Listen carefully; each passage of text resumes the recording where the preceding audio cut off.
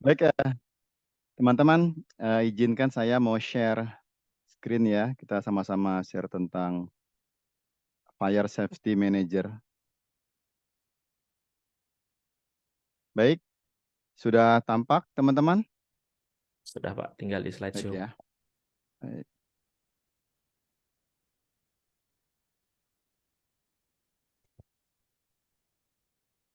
Baik, saya hari ini akan share tentang peran Fire Safety Manager di rumah sakit ya.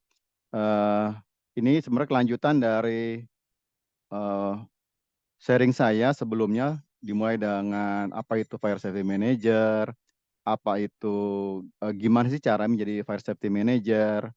Dan karena memang saya bekerja di bidang rumah sakit ya, jadi saya lebih makin fokus lagi tentang perannya Fire Safety Manager di rumah sakit ya. Mungkin ada sebagian materi yang saya ulang, jadi kalau ada pertanyaan itu silahkan teman-teman buat bertanya lagi ya. Di sini sama-sama kita membagi ilmu, jadi harapan saya ini bisa bermanfaat di tempat teman-teman berada. Ini biodata saya teman-teman, jadi nanti silakan kalau mau diskusi, mau chat atau mau email, eh, sejauh bisa saya jawab akan saya jawab ya. Baik, outline-nya kita akan mengenal tentang Fire Safety Manager itu apa, kemudian Fire Safety Manager dan ahli K3 kebakaran, tentang regulasinya, lalu kebutuhan SDM di lapangan, kemudian keadaan gedung-gedung tinggi di Jakarta ya, karena saya ngambil contohnya di DKI, kemudian rumah sakit di Jakarta dan peran Fire Safety Manager di rumah sakit ya. Jadi dari besar kita makin mengerucut. Oke, ini dasarnya tentang fire ya, tentang keselamatan kerja ya. Ini induknya tentang keselamatan kerja teman-teman. Ini Undang-Undang Nomor 1 tahun 1970 tentang keselamatan kerja. Di sini diatur tentang di pasal 2 di ayat 2 tentang tempat kerja di mana kita harus melakukan pencegahan terhadap kebakaran ya, di sini kebakaran terjelaskan. Dan di pasal 3 dijelaskan juga bahwa peraturan perundangan ya mengatur syarat-syarat keselamatan kerja untuk mencegah, mengurangi kecelakaan, dan di poin B-nya secara eksplisit dijelaskan bahwa di undang-undang ini adalah ya, mencegah dan mengurangi memadamkan kebakaran. Jadi prinsipnya dari K3 dan khususnya di Fire Safety Manager adalah mencegah, mengurangi, dan memadamkan kebakaran ya, dimanapun berada. Nah, karena kita fokus bicara hari di rumah sakit, kita bicara tentang kasus-kasus di rumah sakit seperti itu, teman-teman. Nah, kemudian ini ada undang-undang yang baru nih yang kemarin sempat rame ya. Ini di mana undang-undang ini mencabut 11 undang-undang ya. Jadi undang-undang yang ada 11 itu dicabut jadi satu ya. Namanya itu apa? Omnibus Law tentang kesehatan. Nah, di sini definisinya jadi kita mengacu di sini rumah sakit adalah fasilitas pelayanan kesehatan yang menyelenggarakan ya, pelayanan kesehatan secara perorangan, paripurna, melalui pelayanan yang sifatnya promotif, preventif, kuratif, rehabilitatif, atau paliatif ya. Dan menyediakan pelayanan rawat inap, rawat jalan, dan gawat darurat. Jadi ini definisinya yang disebut di rumah sakit ya. Jadi tiap-tiap ada rumah sakit, ada puskesmas, ada klinik, didefinisikan di undang-undang ini di pasal 1 ya. Ini. Jadi kalau yang ada seperti ini adalah rumah sakit. Oke. Nah, untuk kalau di searching tentang kebakarannya ada nggak sih ya?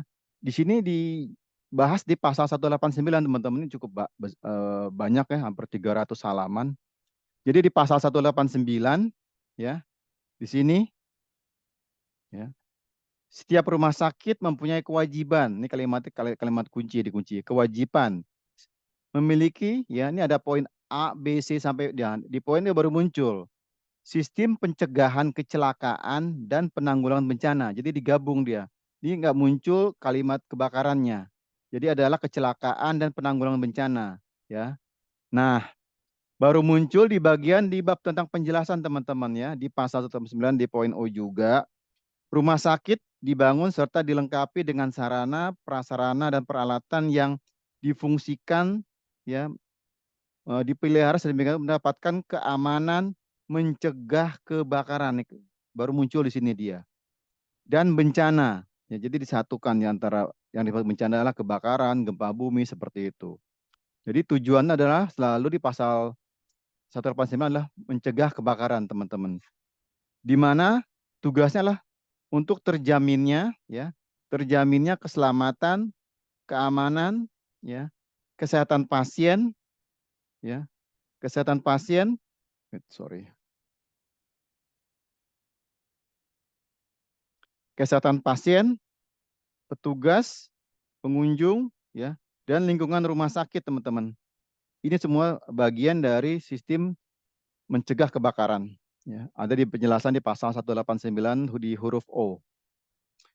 Ini diagram tentang komponen diagram nih saya ambil dari bukunya Bu Fatmah ya dari FKM UI tentang sistem diagram strategi fire safety. Jadi ada strategi keselamatan kebakaran ya yang terbagi atas tindakan pencegahan kebakaran, kemudian kebijakan manajemen keselamatan kebakaran ya. Untuk kebijakan keselamatan kebakaran ada organisasinya, ada dokumentasinya, ada training, ada housekeeping, ada maintenance dan ada emergency ya. Untuk tingkat pencegahannya ada fire protection ya, fire prevention, fire protection dan facility to firefighting ya. Nah, ini pasti ada semua di teman-teman. Jadi kita review lagi kalau ingat kembali ke bangku kuliah ya. Di mana ada menghitung ignitasinya, faktor security-nya, mengurangi bahan bakar, mengurangi akses, yang membatasi akses. Ya, ini ada akses, ada persediaan air, ada informasi, kemudian mengendalikan ya kerusakan. Nah, untuk fire proteksinya terbagi ada yang aktif, ada yang pasif ya.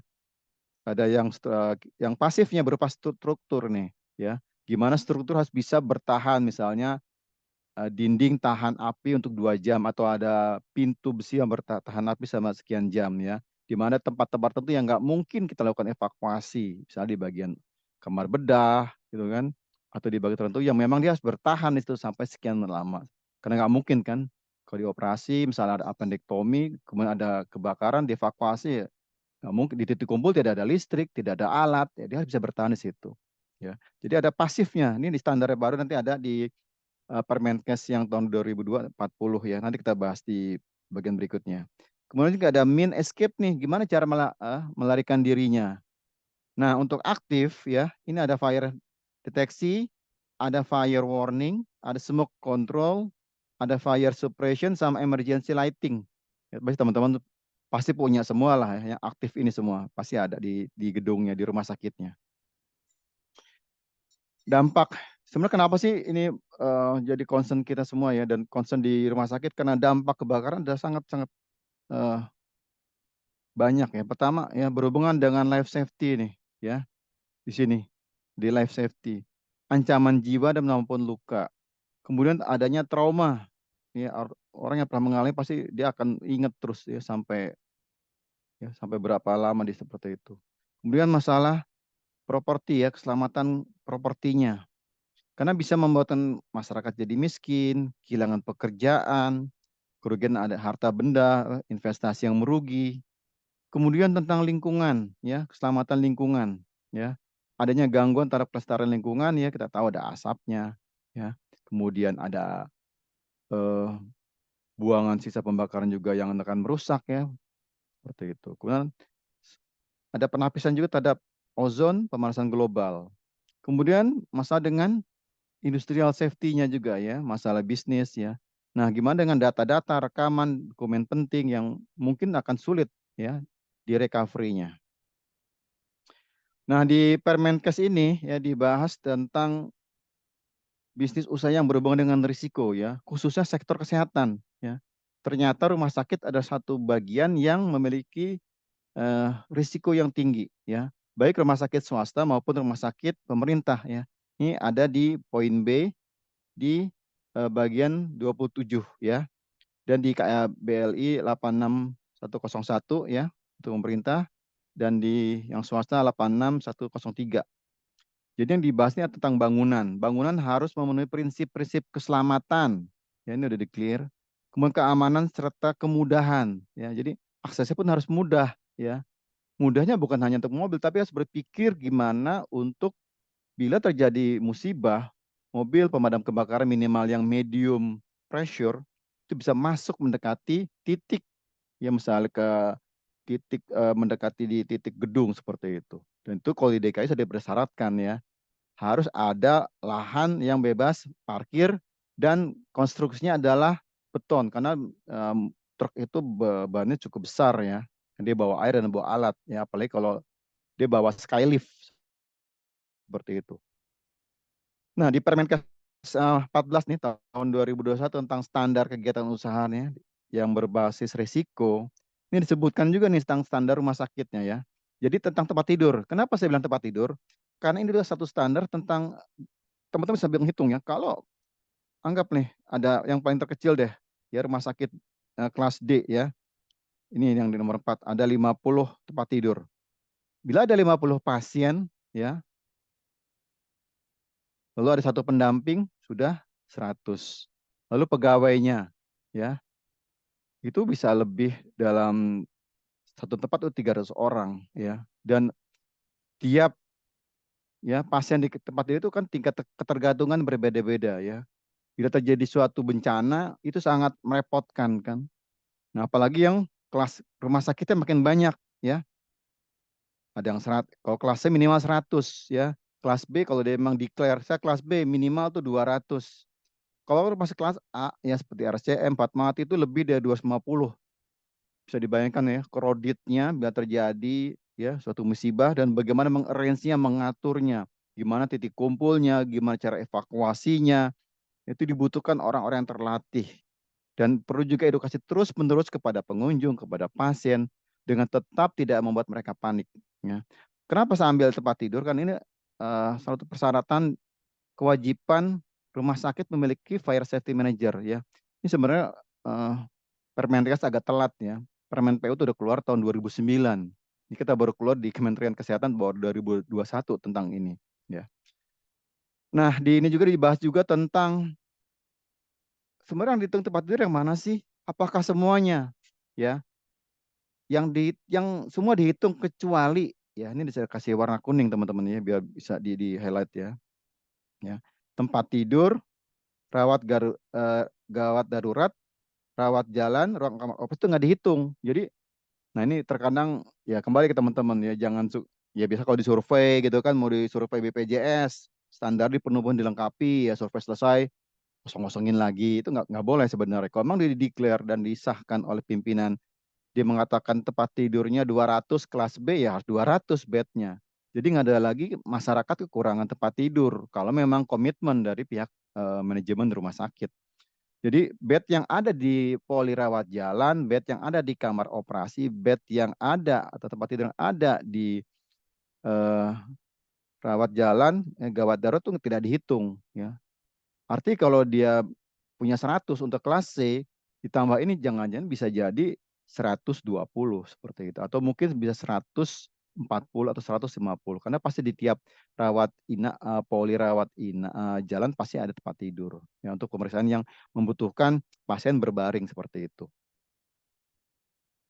Nah, di Permenkes ini juga dijelaskan tentang peraturan ya, bahwa, nah ini karena ada persyaratannya nih ya, bangunan rumah sakit yang telah berdiri dan operasional sebelum peraturan ini berlaku harus menyesuaikan. Jadi nggak ada lagi pihak manajemen ngeles, nggak bisa. Karena peraturan ini dikeluarkan tahun 2022 ya. Jadi kita dikasih waktu ya manajemen mungkin teman-teman bisa ingatkan manajemennya untuk beradaptasi ya paling lambat nih 3 tahun. Sekarang mungkin tahun 2002 belum bisa, oke 2003 masih ada waktu. Ya terakhir bisa di 2024. Setelah itu mungkin ya dari kementerian akan mengecek benar nggak memang kalau dia bilang ngakunya rumah sakit C ya harusnya tempat tidurnya 100. Bukan C tapi tempat tidur 50 ya. Kan untuk mengurangi nggak bisa. Artinya bukan C, harusnya D. Harusnya di downgrade seperti itu. Termasuk juga rumah sakit yang izinnya baru ada ya teman-teman di sini nih ya di poin B ya. Di poin B. Nah ini yang rumah sakit yang sudah lama berdiri dia harus dikasih waktu selama 3 tahun. Nah ini ya, ini peraturan keluar di 21 Desember 2022 ya. Sekarang sudah di tanggal 25 ya. Berarti di Desember besok tuh udah 1 tahun. Bisa terakhir artinya ada di Desember 2024 ya. kita masih bisa sebagai orang K3, sebagai fire safety, kita bisa mengingatkan manajemen kita, ini harus dilengkapi karena kita memang dikejar seperti itu. Ya. Kenapa ini dibahas lagi tentang kebakaran? Karena kompleks ya. Di gedung bertingkat ya yang pengunjungnya office gitu, yang sehat, itu sangat-sangat susah dan sangat sulit mengatur. Bisa dibayangkan bila di pelayanan kesehatan, jumlah penghuninya cukup banyak, kemudian ada jarak tertentu menuju keluar bangunan, kemudian ukuran bangunan yang tinggi ya, terutama di Jakarta ya, yang vertikal ke atas, kemudian terkadang bangunan rumah sakitnya sulit diakses oleh mobil pemadam kebakaran, kemudian pengelola bangunan yang nggak terlatih, sumber airnya pun kadang-kadang tidak cukup, dan ditambah lagi mungkin ya sebelum keluar aturan ini, masih banyak bahan bangunan yang mudah terbakar nih. Nah, makanya untuk menghadapi hal yang tujuh ini dibutuhkan adalah karyawan yang terlatih. Artinya teman-teman kita ya, teman-teman kita di tempat kerja teman-teman ya, nggak mungkin kita sendiri. Kita harus mengedukasi teman-teman kita ya untuk bisa terlatih ya. Kalau K3 paling berapa sih dalam sehari? Paling kita ada ya office hour kan, jam 8 sampai jam 5 atau sampai jam 4 ya. Selebihnya shift sore kita nggak ada ya. Shift malam kita nggak ada. Ya, kalau kita mungkin berdua mungkin shift pagi ada, sore ada, malam kosong. Jadi perlu latihan yang terus-menerus karena ini saya highlight juga karena kuncinya untuk keberhasilan penanganan keadaan darurat. Baik, ini ada beberapa contoh kasus-kasus kebakaran ya yang saya kumpulkan di lingkungan rumah sakit ya. Eh, Mohon maaf bukan arti saya mendiskreditkan rumah sakit tersebut, tapi ini adalah edukasi untuk kita semua untuk berhati-hati bahwa rumah sakit ada tempat yang berisiko ya, bukan hanya pabrik atau yang bidang-bidang yang kimia, tapi rumah sakit ada tempat yang berbahaya. Ini contoh di 28 November 2022 ya. Kebakaran di ya, bentar, saya highlight dulu.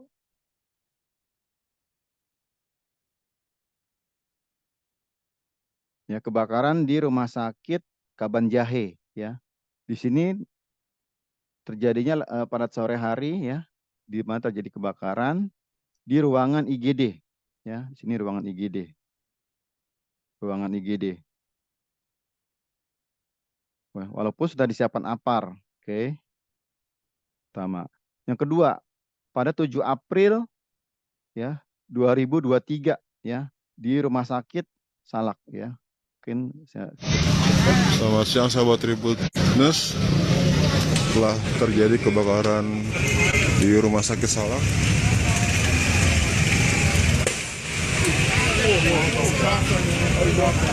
Terdengar suara ledakan di Rumah Sakit Salak. suara jelas ya, teman-teman.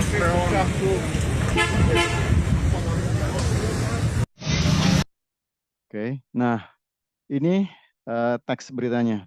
Jadi dijelaskan oleh wali kotanya Pak Bima Arya ya, terjadi kebakaran di hari Jumat 7 April 2023 jam 13.30 ya. Ini kalau lihat dari beritanya, saya kasih warna kuning teman-teman ya. Ini di daerah sekitar medical check up nih, daerah MCU ya. Kemudian bergeser ke arah IGD. Bisa dibayangkan ya teman-teman. Dan berakibat karena tadi ada ledakan karena ada botol tabung-tabung ya, tabung-tabung yang ada mungkin tabung gas atau apa di sini ya. Ini berita ya setelah 1 hari kemudian muncul ya. Kemudian kebakaran lagi di rumah sakit di ya Gedung instalasi di Bandar radiologi Lampung Rumah ya. Sakit Umum Daerah Demang Sepulau Raya, Lampung Tengah, Lampung terbakar Rabu petang. Kebakaran diduga akibat trafo listrik tersambar petir. Pasien dihentikan Terdengar sementara jadi sebab ya, peralatannya tersambar rusak. petir ya, rumah sakitnya jadi terkena terbakar di bagian radiologi teman-teman ya. Kepulan asap keluar dari gedung instalasi radiologi Rumah Sakit Umum Daerah Demang Sepulau Raya, Lampung Tengah. Sementara kobaran api terus membesar. Oke, di berita teksnya ya nih. Ruangan terbakar adalah ruangan radiologi ya di Rumah Sakit Demang Sepulau Raya di Lampung Tengah. Diduga karena tadi ya di unit radiologi tersambar petir ya. Kita nggak tahu ya, harusnya dia punya penangkal petir nih. Ini artinya buat kita juga ya koreksi penangkap berarti pernah diuji riksa enggak seperti itu ya. Kalau sampai seperti kena, kalau enggak ya atau dia nggak punya, seperti nggak mungkin ya karena ada server, ada alat tanggal komputer yang sangat-sangat sensitif terhadap listrik, terhadap petir. Harusnya dia punya ya, grounding harus baik. Ini contoh ya di bagian radiologi.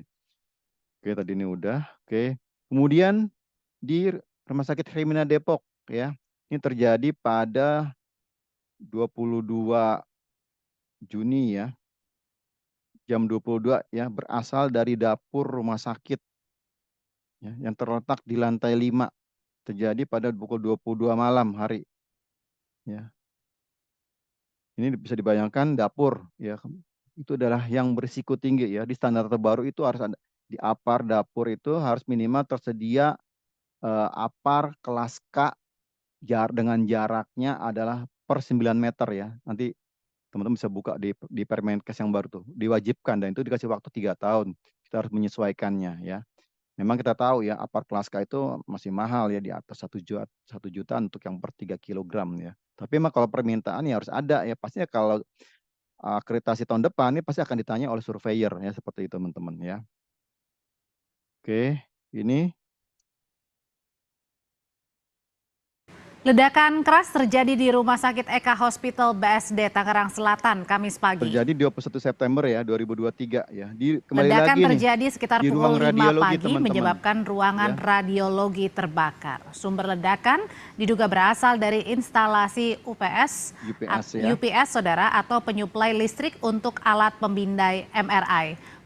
Ledakan ya, bagian MRI. Nah, berikutnya nih. Kebakaran di Rumah Sakit Sulianti Saroso pada tanggal 3 Oktober 2003 ya. Ini yang terbakar ada di rumah duka ya. Terbakar 1 unit mobil jenazah. Ini ada di sini beritanya ya. Bangunannya alhamdulillah aman ya. Nah, ini saya juga begitu saya baca berita ini ya di grup fire safety, waduh, saya ingat kamar jenazah saya. Oh iya ya. Kita juga nggak ada APAR gitu. Saya langsung minta beliin tuh. Saya bikin surat permohonan sito. Nah, saya juga ini buat ini teman-teman ya, kalau memang kita lihat ada kita belajar ya. Ternyata bisa ya gitu kan. Dulu saya pikir apa sih gitu kan. Rumah duka nggak ada, ternyata ini jadi contoh kasus ini terjadi nih ya. Ya. Nah, ini saya juga wah, ya udah saya minta beliin juga ya 2 APAR terpasang. Jadi minimal untuk preventif kita siap ya 10 menit pertama seperti itu. Ini yang terakhir yang saya dapat di 12 November ya. Saudara, kebakaran terjadi di Rumah Sakit IMC Pulau Mas, Pulau Gadung, Jakarta Timur Minggu malam. Ya, Kebakaran liftnya, juga berasal ya. dari percikan las pada Liftnya tuh pengerjaan lagi di renovasi servis, rumah ada sakit. di las nyamber ya. Nah, ini adalah Petugas damkar memeriksa dan mencari sumber harus api ada APAR di yang tengah terdekat tebalnya ya, asap. teman-teman. Kebakaran diduga berasal dari percikan api saat pekerja renovasi rumah sakit melakukan pengelasan. Percikan api mengenai material yang mudah terbakar hingga menimbulkan kepulan asap ke seluruh gedung rumah sakit. Ini berita teksnya nih ya. Penyebab kebakaran adalah sumbernya percikan api di sini, teman-teman. Percikan api sini ya. Pengelasan di lift barang ya. Kejadian malam nih. Biasa kan kalau kenapa malam ya kita tahu lah, karena kan pasien nggak ada, kita kerjakan memang ya. Nah, kalau saya selalu kalau ada pengelasan selalu siapkan APAR, jadi dekat dan standarnya memang kita siap, dan vendor juga kita minta bawa APAR juga. Nah, ini masalah nih ya.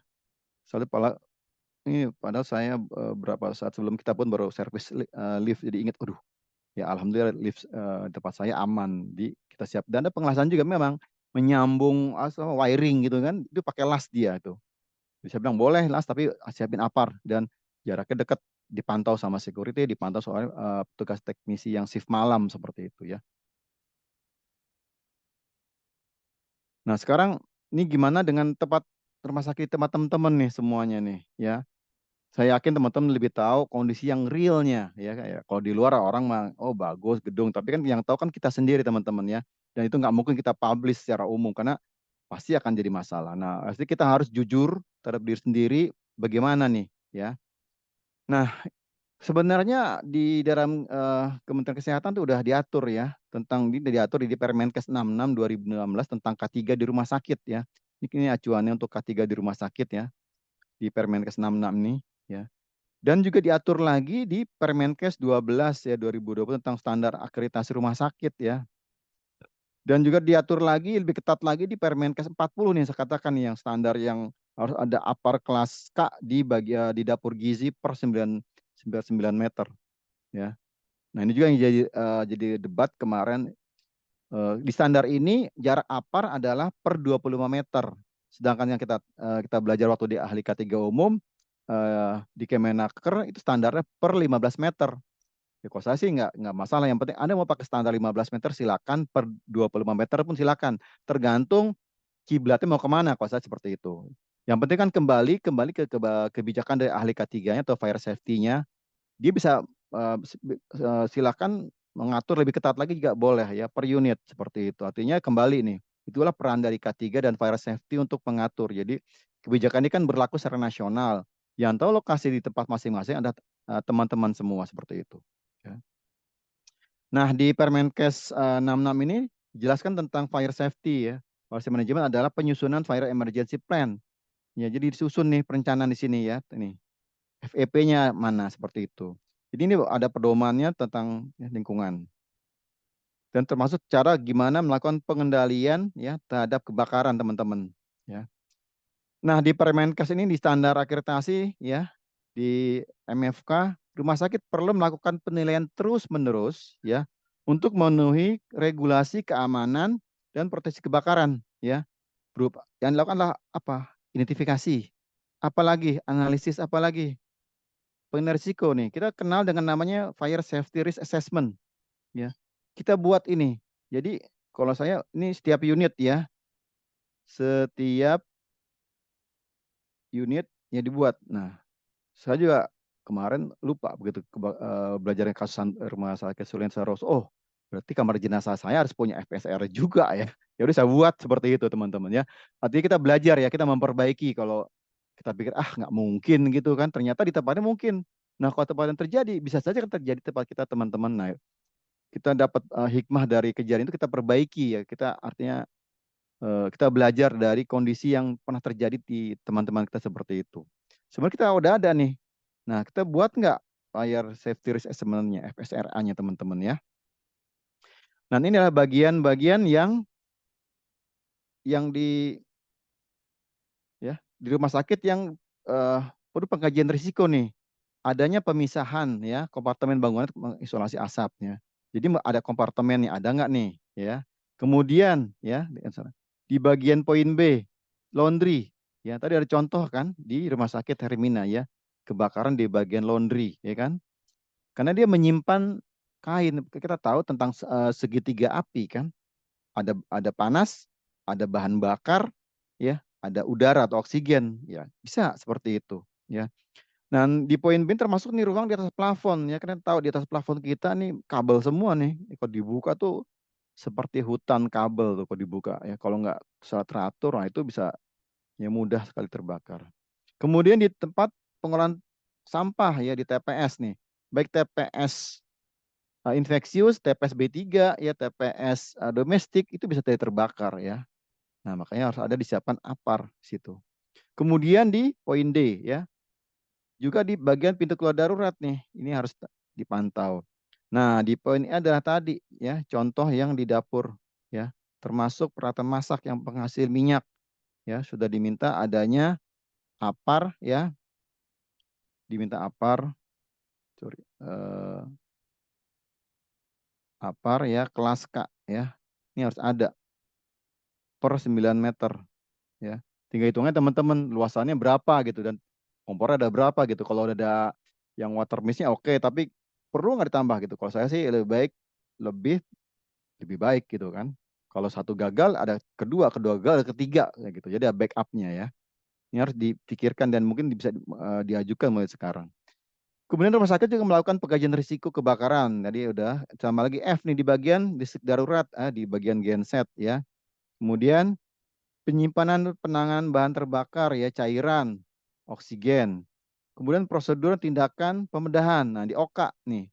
Di OKA di kamar operasi. Apakah sudah ada APAR ya? Nah, hanya teman-teman yang bisa menjawab secara jujur ya. Mau nggak ya operator yang dipasangin APAR ya. Jangan lupa APAR-nya bukan powder ya teman-teman, APAR-nya adalah CO2. Kenapa? Karena kemungkinan besar kebakaran adalah bersumber dari listrik. Misalnya ada operasi dengan menggunakan kotor listrik seperti itu. Nah, itu artinya ya kalau pakai powder pasti bukan bermasalah karena akan ada sisanya. Tapi kalau yang CO akan lebih baik. Ya kecil aja teman-teman, minimal ya yang 2 kilo seperti itu. Karena akan lebih mudah ya, kalau yang besar berat seperti itu ya.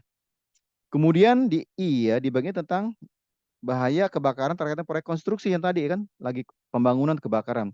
Ini kan sudah dibahas sebenarnya kalau teman-teman ikuti pembahasan sebelumnya tentang PCRA ya.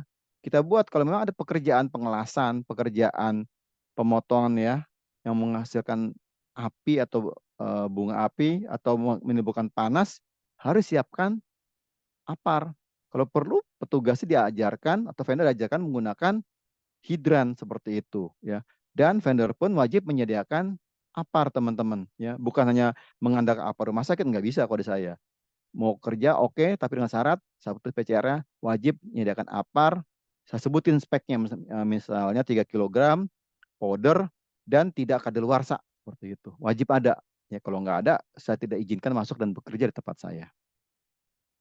Nah, di Permenkes 40 ini juga dibahas tentang persyaratan teknis bangunan nih ya, tentang sistem kebakaran pasif ya. Gimana kita harus membuat klarifikasi tentang risikonya nih ya, kebakaran, geometrinya, ruang, bahan, bangunan terpasang ya. Ini yang kita harus lihat lagi nih, sesuai nggak ya bangunan tempat kita bekerja seperti itu, teman-teman. Nah, ini tadi ya yang paling berisiko ya. Oke, sebentar ya yang bertanya, nanti ada saatnya ya teman-teman ya. Instalasi gizi, ya kita tahu tadi ada kebakaran ya di dapur gizi ya di poin E. Kemudian di bagian sarana prasarana nih di IPSRS ya. Kita tahu di situ ada cat, ada tanner, ada apa lagi, ada alat listrik karena IPSRS itu merangkap semi gudang biasanya karena dia penyimpanan stok barang ada di situ ya. Kan nggak mungkin malam-malam lampu putus kita beli lampu nggak pasti ada stoknya. Makanya berisiko ya. Kemudian di bagian udara tekan ya di bagian O2. Kemudian penyimpanan LPG nih, penyimpanan bahan bakar ya untuk menyalakan kompor gas seperti itu. Kemudian di ruang panel ya, panel listrik, di ruang mesin ya, di ruang mesin. Kemudian di ruang tangki BBM dan generator di genset ya, ingat di genset kita itu ya, di genset kita ada juga solar ya. Apa yang harus kita siapkan? Kemudian informasi ya, jadi jangan nih di laboratorium ada kemarin ada kasus ya di Bogor di mana ada tugas lab yang meninggal, dia mengalami luka bakar di lab IPB. Oleh karena itu APAR pun harus tersedia juga di laboratorium. Kamar operasi ya, setahu saya ini masih tarik ulur tapi sudah declare harus ada APAR di dalam ruang kamar operasi teman-teman. Tentu saja APAR yang baik ya, bukan yang karat, beli yang terbaik yang bagus yang paling licin. Jadi dokternya pun pasti senang kalau apanya udah kusam seperti itu ya. Dan tetap dikontrol teman-teman. Nah, ini butuh sosialisasi kepada bagian kamar bedah ya, karena harus diminta, bukan kita minta, aturan ya, tunjukkan tadi. Di Permenkes saya tunjukin lagi tadi di aturannya ya di kamar bedah. Kemudian di bagian CSSD pasti nih ya, listrik, kasih yang CO2, radiologi. Tadi ada kasus kan di Bandar Lampung, di Rumah Sakit Eka Hospital, radiologi. Hiperbarik ya. Ini di bagian hiperbarik beberapa tahun lalu, 5 tahun lalu pernah ada kasus tuh. Ya, gimana ruangannya meledak karena ada pasien yang merokok ya. Padahal itu ruangan harusnya clean, nggak ada yang merokok ya seperti itu. Ini harus tegas ya. Nah, di tempat-tempat ini harus dipasang nih ya. Mendapatkan tanda-tanda rambu, rawan terbakar, sanitnya harus ada teman-teman ya, biar teman-teman tahu semuanya. Nah, sekarang apa sih Fire Safety Manager? Jadi adalah orang yang ditugaskan untuk mengelola personil ya. Ya, personil, kemudian mengelola peralatan, mengelola gedung atau dan lingkungan. Intinya supaya mereka selamat dari bahaya kebakaran. Ini loh ya definisinya untuk Fire Safety Manager ya. Nah, kemudian apa sih bedanya dengan ahli ketiga spesialis penanggulangan kebakaran dengan Fire Safety Manager? Ini suka orang debatable. Saya maunya ahli ketiga kebakaran, saya mau silahkan. Jadi kalau saya kembali kebutuhannya apa ya seperti itu. Kalau memang kita fire safety ya kasih fire safety, mintanya ahli K3 kebakaran kasih seperti itu. Karena kalau enggak ya nggak akan kita bisa dapatkan atau lulus ya dalam perizinan seperti itu. Ini kalau ahli K3 kebakaran dasarnya dari Permen Naker ya 186 tahun 99 ya. Ini syarat-syaratnya nih kan memang ya ada tugas peran kebakaran, ini belajarnya APAR. Regu penanggulangan belajarnya hidran. Kalau ini boleh masuk ke manajemen, ini baru dikatakan ahli. Ya memang cukup masalahnya ini panjang teman-teman. Ini nggak bisa lompat ya dari A langsung ke D, nggak bisa.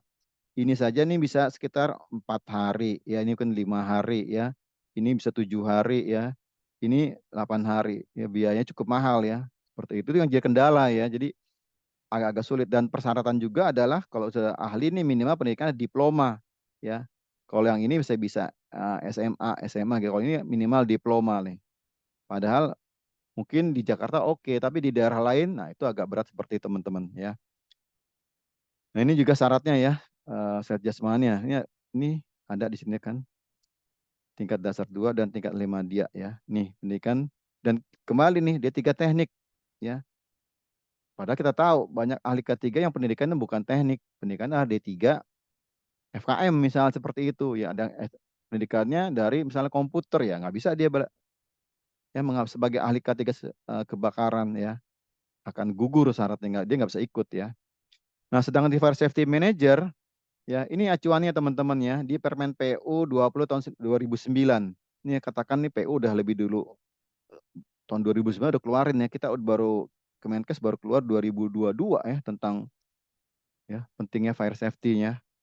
Nah ini, jadi ini fungsi-fungsinya ada di sini ya. Saya mengquote dari sini ya. Silakan teman-teman baca lagi sini tugasnya apa, fungsinya apa ya, pelaksanaannya, pelaksanaan pengadaan ya. Ini ya.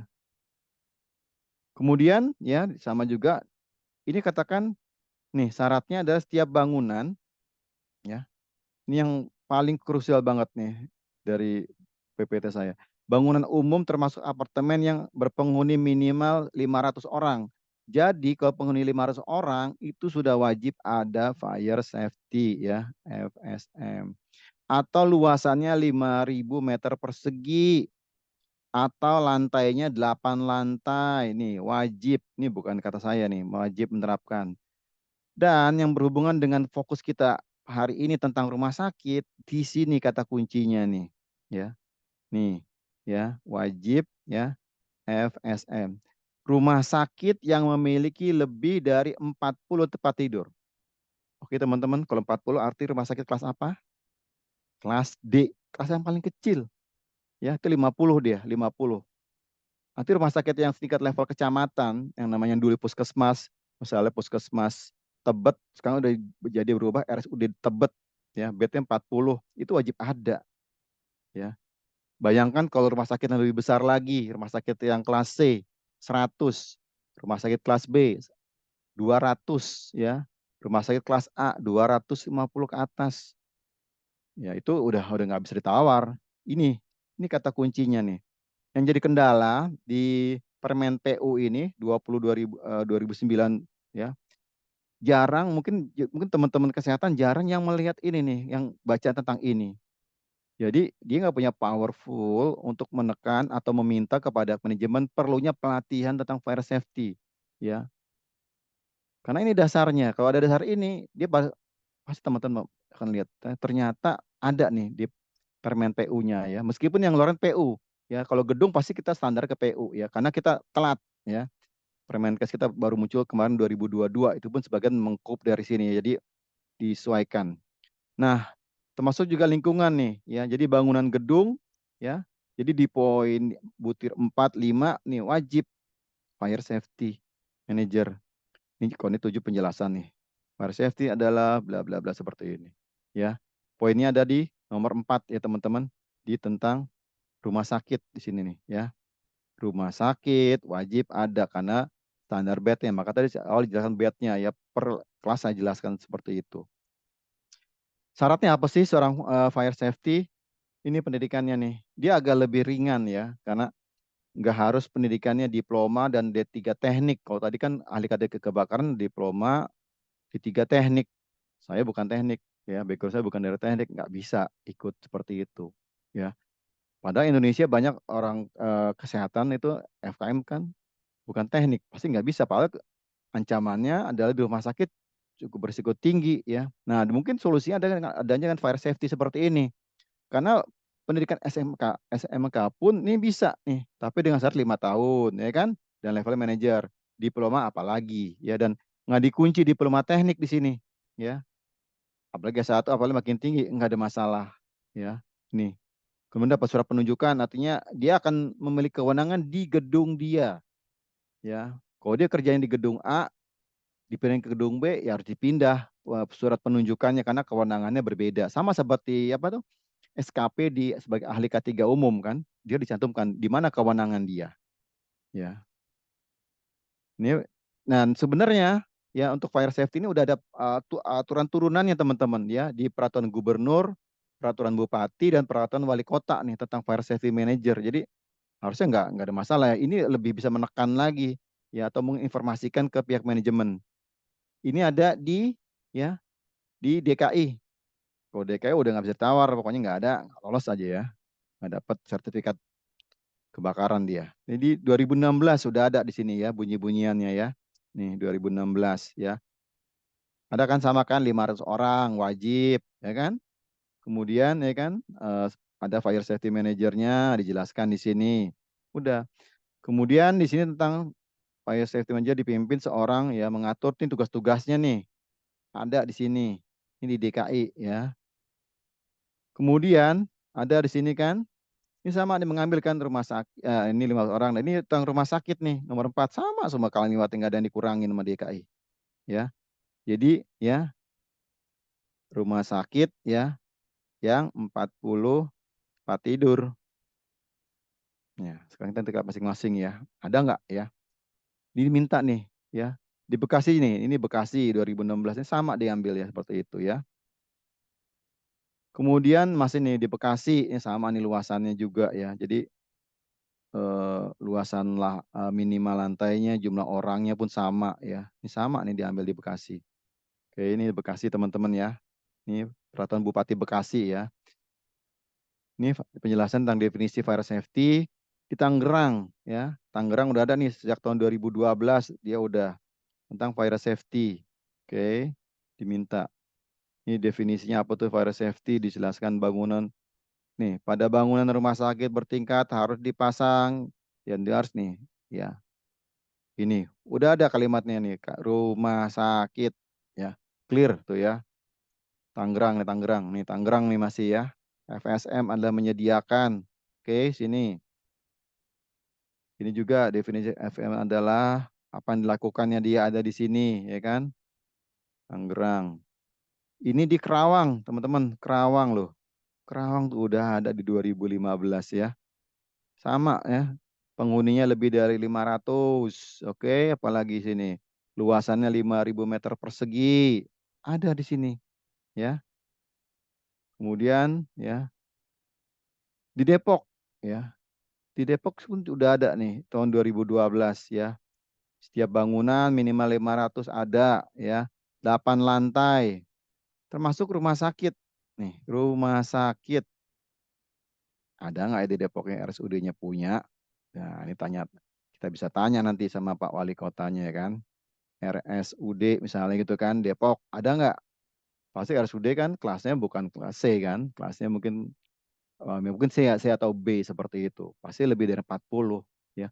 Harusnya ada. Gimana dia menegakkan aturan ke swasta kalau dia sendiri pun nggak mengaplikasikannya ya. Tugas kita nih dan tugas saya juga mengedukasi semua dan mengingatkan betapa pentingnya seorang fire safety manager. Oke, ini penjelasannya sama ya luasan lahannya juga ada di sini semua ya 5.500 gitu ya. Nah, sekarang tentang SDM-nya nih, orang-orangnya nih. Dan kebutuhan lapangan sebenarnya butuh berapa banyak sih? Berapa banyak gedung, berapa banyak SDM-nya yang kita butuhkan teman-teman ya. Ini saya memang agak sulit juga mencari jumlah gedung di DKI. Berapa sih ya? Kalau dari populasi hampir 9.500.000-an ya datanya ya. Nanti bisa dibuka ada linknya. Ya, jumlah penduduk di DKI itu 9.500.000 ya. Ini gedung yang tertinggi ya. Oke, hampir ada yang 400 meter, ya 200, 300 meter, 400 meter seperti itu. Ya. Nah ini gedung tinggi di DKI, ya. Saya masih dapat data yang lama nih. Kalau data di 2014 itu masih sebenarnya udah tapi ya ini yang saya ada ya. Ini udah ada 800 nih, ya. 800 bangunan berlantai. Semuanya yang ada 800 yang berlantai. Bayangkan kalau 8 lantai harus punya minimal 1. Minimal kan 800 orang dibutuhkan nih teman-teman. 1 orang 1 lah seperti itu ya. Nah ini juga udah ada himbauan sebenarnya ya kan di Pergub DKI ini kan, ini ada beritanya ya. Bahwa ini dikatakan oleh Pak Subedjo ya, Kepala Dinas Penanggulangan Kebakaran ya, bahwa dibutuhkan ya seorang fire safety manager nih. Ya, seperti itu. Ini udah dijelaskan. Jadi kalau teman-teman didatangi di Dinas Pemadam Kebakaran nanya pasti mana buktinya seperti itu ya. Jadi bukan nakut-nakutin, memang dia mau tugas seperti itu mengedukasi. Ini juga udah ada nih 2016 pun sudah ya. Ini saya akses di kemarin ya. Nah, ini keadaannya nih ya. Keadaannya ini juga saya kebetulan masuk di profesi Masyarakat Profesi Keselamatan Kebakaran Indonesia di Agustus 2003. Jumlah seluruh ya SDM yang memiliki sertifikasi Fire Safety Manager ada 323 orang. Jumlah gedung di DKI ada, artinya baru berapa persen, setengahnya pun belum teman-teman. Ya ini satu tantangan juga, ini padahal datanya data 2014 loh ya. Sekarang udah 2023. Pasti udah banyak kan, bertambah lagi gedungnya seperti itu. Dan mungkin nih ya, kalau ini tetap 800 angka yang lalu ditambah ini tetap setengah pun masih belum nih ya teman-teman. Kita bicara gedung ya. Nah sekarang kita bicara rumah sakit, kita fokus lagi mengerucut di rumah sakit. Ya, nih di DKI ini data dari BPS ya, Badan Biro Statistik di Provinsi DKI. Ini data 2020 teman-teman. Bisa diakses, bisa dicek ya data saya. Nah, rumah sakit nih di breakdown nih. Di Pulau Seribu ada berapa, selatan berapa, timur berapa, barat semua ada ya. Di 2000, kita pakai yang terakhir deh, 2020. Jumlah rumah sakit semuanya ada 143. Rumah sakit umum. Rumah sakit khusus ya mungkin hanya dia bedah atau kecantikan saja ada 147. Kemudian rumah sakit bersalin ya, misalnya rumah sakit ibu anak seperti itu ya. Artinya 143 ditambah 47 ditambah 19. Berapa ya? Berapa? Oke, 2 berapa? 209.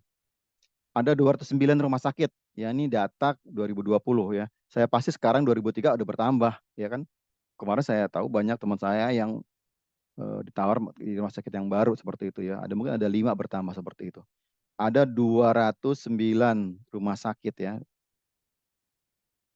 Berapa sih SDM-nya ya? Ini tadi kan jumlah SDM FSM-nya 300 ya. Jumlah gedungnya ya ini tersegi nih ya. 916 nih kemarin dari waktu ada seminar dari Dinas Gukalmat ya.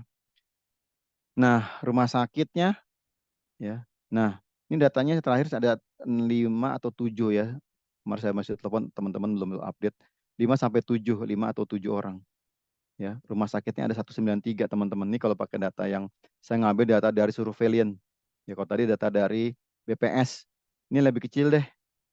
Artinya ya dari 193 ya dikurangin 5.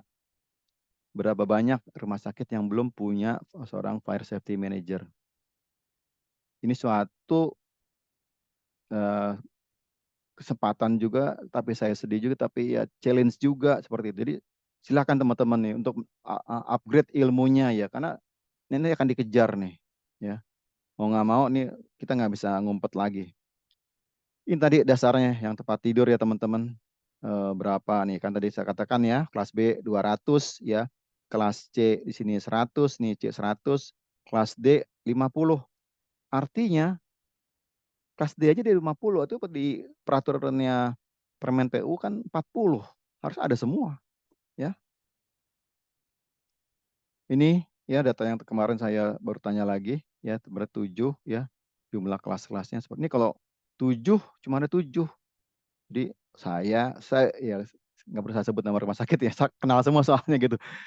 Ya saya bilang, jadi ini tugas saya juga sebagai seorang fire safety mengedukasi teman-teman semua, ayo kita upgrade pengetahuan kita karena akan sangat bermanfaat ya. Selain Anda ahli K3, belajar tentang fire safety banyak banget ya. Kita belajar tentang engineer, kita belajar tentang fire alarm seperti itu. Karena ini peluangnya banyak sekali. Ini saya yakin masih jauh ya seperti itu kondisinya teman-teman ya. Nah ini gimana sih tahapannya menjadi seorang fire safety? Ini salah satu sih yang pernah saya bahas. Ini saya ulang secara singkat. Daftarlah ke lembaga ya di mana? Di Minitema ada. Tadi bisa tanya Pak Arief ya. Silakan daftar ya. Kemudian nih tahapan-tahapannya ini standarnya nih ya, karena dia mengacunya ke BNSP ya teman-teman ya, dari BNSP. Dia harus bisa nih mengerjakan ini. Merumuskan rencana kerja, menetapkan kegiatan manajemen keselamatan, membuat rencana operasional, inspeksi, pengujian, pemeliharaan ya. Kalau dia punya ini, dia punya kewenangan. Ya, Anda bisa tuh ngelihat pressure fan, harus mengukur tentang tekanan apa di hidran ya. Anda punya kewenangan. Kalau enggak, Anda bisa, tapi Anda nggak punya kewenangan. Ya, kalau punya sertifikat, Anda punya kewenangan. Ini satunya nih syaratnya ada ijazah terakhir tadi ada kan, ada curriculum vitae, surat rekomendasi, ini gampang lah ya. Pasti dikasih sama pimpinan ya. Dan Anda punya sertifikat pelatihan ya. Anda harus buat nanti belajar. Ini pasti udah pernah belajar semua kan tentang kedaruratan kan, tentang bencana, ya, dilampirkan lah. Struktur pasti ada kan, tim tanggap bencana di rumah sakitnya. Kebakaran juga ada, ini juga ada kan sama teman. Sebenarnya di Starkes tuh udah ada semua nih, ya. Starkes tuh udah ada ya, cuma diimplementasikan nggak ya? Ini udah ada ya. Saya pun waktu pakai Starkes lolos seperti itu ya. Sebentar ya Pak, yang Pak Renaldi ya Pak, nanti kita sama-sama ya sama adminnya. Kemudian jika potensi kebakaran, auditnya. Jadi Anda bisa mengaudit tuh ya. Internal audit Anda bisa ya untuk gedung Anda sendiri kalau Anda punya sertifikasi ini. Maksudnya pengendalian ya. Program pelatihan Anda punya kewenangan, implement pasti. Anda harus buat skenario nanti. Kemudian laporan latihan ya, laporan-laporan ya. Ini tahapannya ya, ada data bangunan, ini data-data sebenarnya Anda punya semua, tinggal dikumpulin. Ya ini di dalam Starkes juga data tuh ada kan, semua perizinan ini sama lah sama teman-teman ya. Ini ada semua ya. Ini ada semua di APL 2 ini. Jadi ada bimbingan di sini ya, bimbingan melihat dokumen, kemudian tinjauan lapangan, Anda belajar tempat kerja. Jadi ada tahapan menjadi seorang fire safety seperti itu. Nanti dibimbing oleh sebuah asesornya seperti itu teman-teman.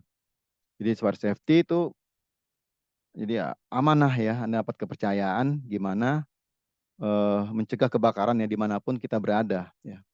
Ini satu bagian dari tugas fire safety ya, dia mengecek tentang sistem pipa tegak. Ya. Anda mengecek dengan sistem tentang tadi yang pintu emergency, kan di sini ada tombol panik, ada APAR, ada tanda-tandanya, ada sign seperti ini kan, ada tanda exit. Nah itu tugas-tugas Anda ya. Ini juga ya tentang skenario kebakaran gimana nih dibuatkan stage-stage-nya kan seperti itu. Jadi kalau kebakaran seperti ini, Anda punya kewenangan lagi seperti ini ya. Assembly point-nya di mana, staging 1, staging 2. Ini juga ada sama dokumen ya. Jadi sama dokumen yang diminta ya tentang alarm, pengendalian asap ya, pemadam khusus ya. Bisa pemadam khusus begini loh. Misalnya Anda punya ruang apa? Di sini di nomor 9 itu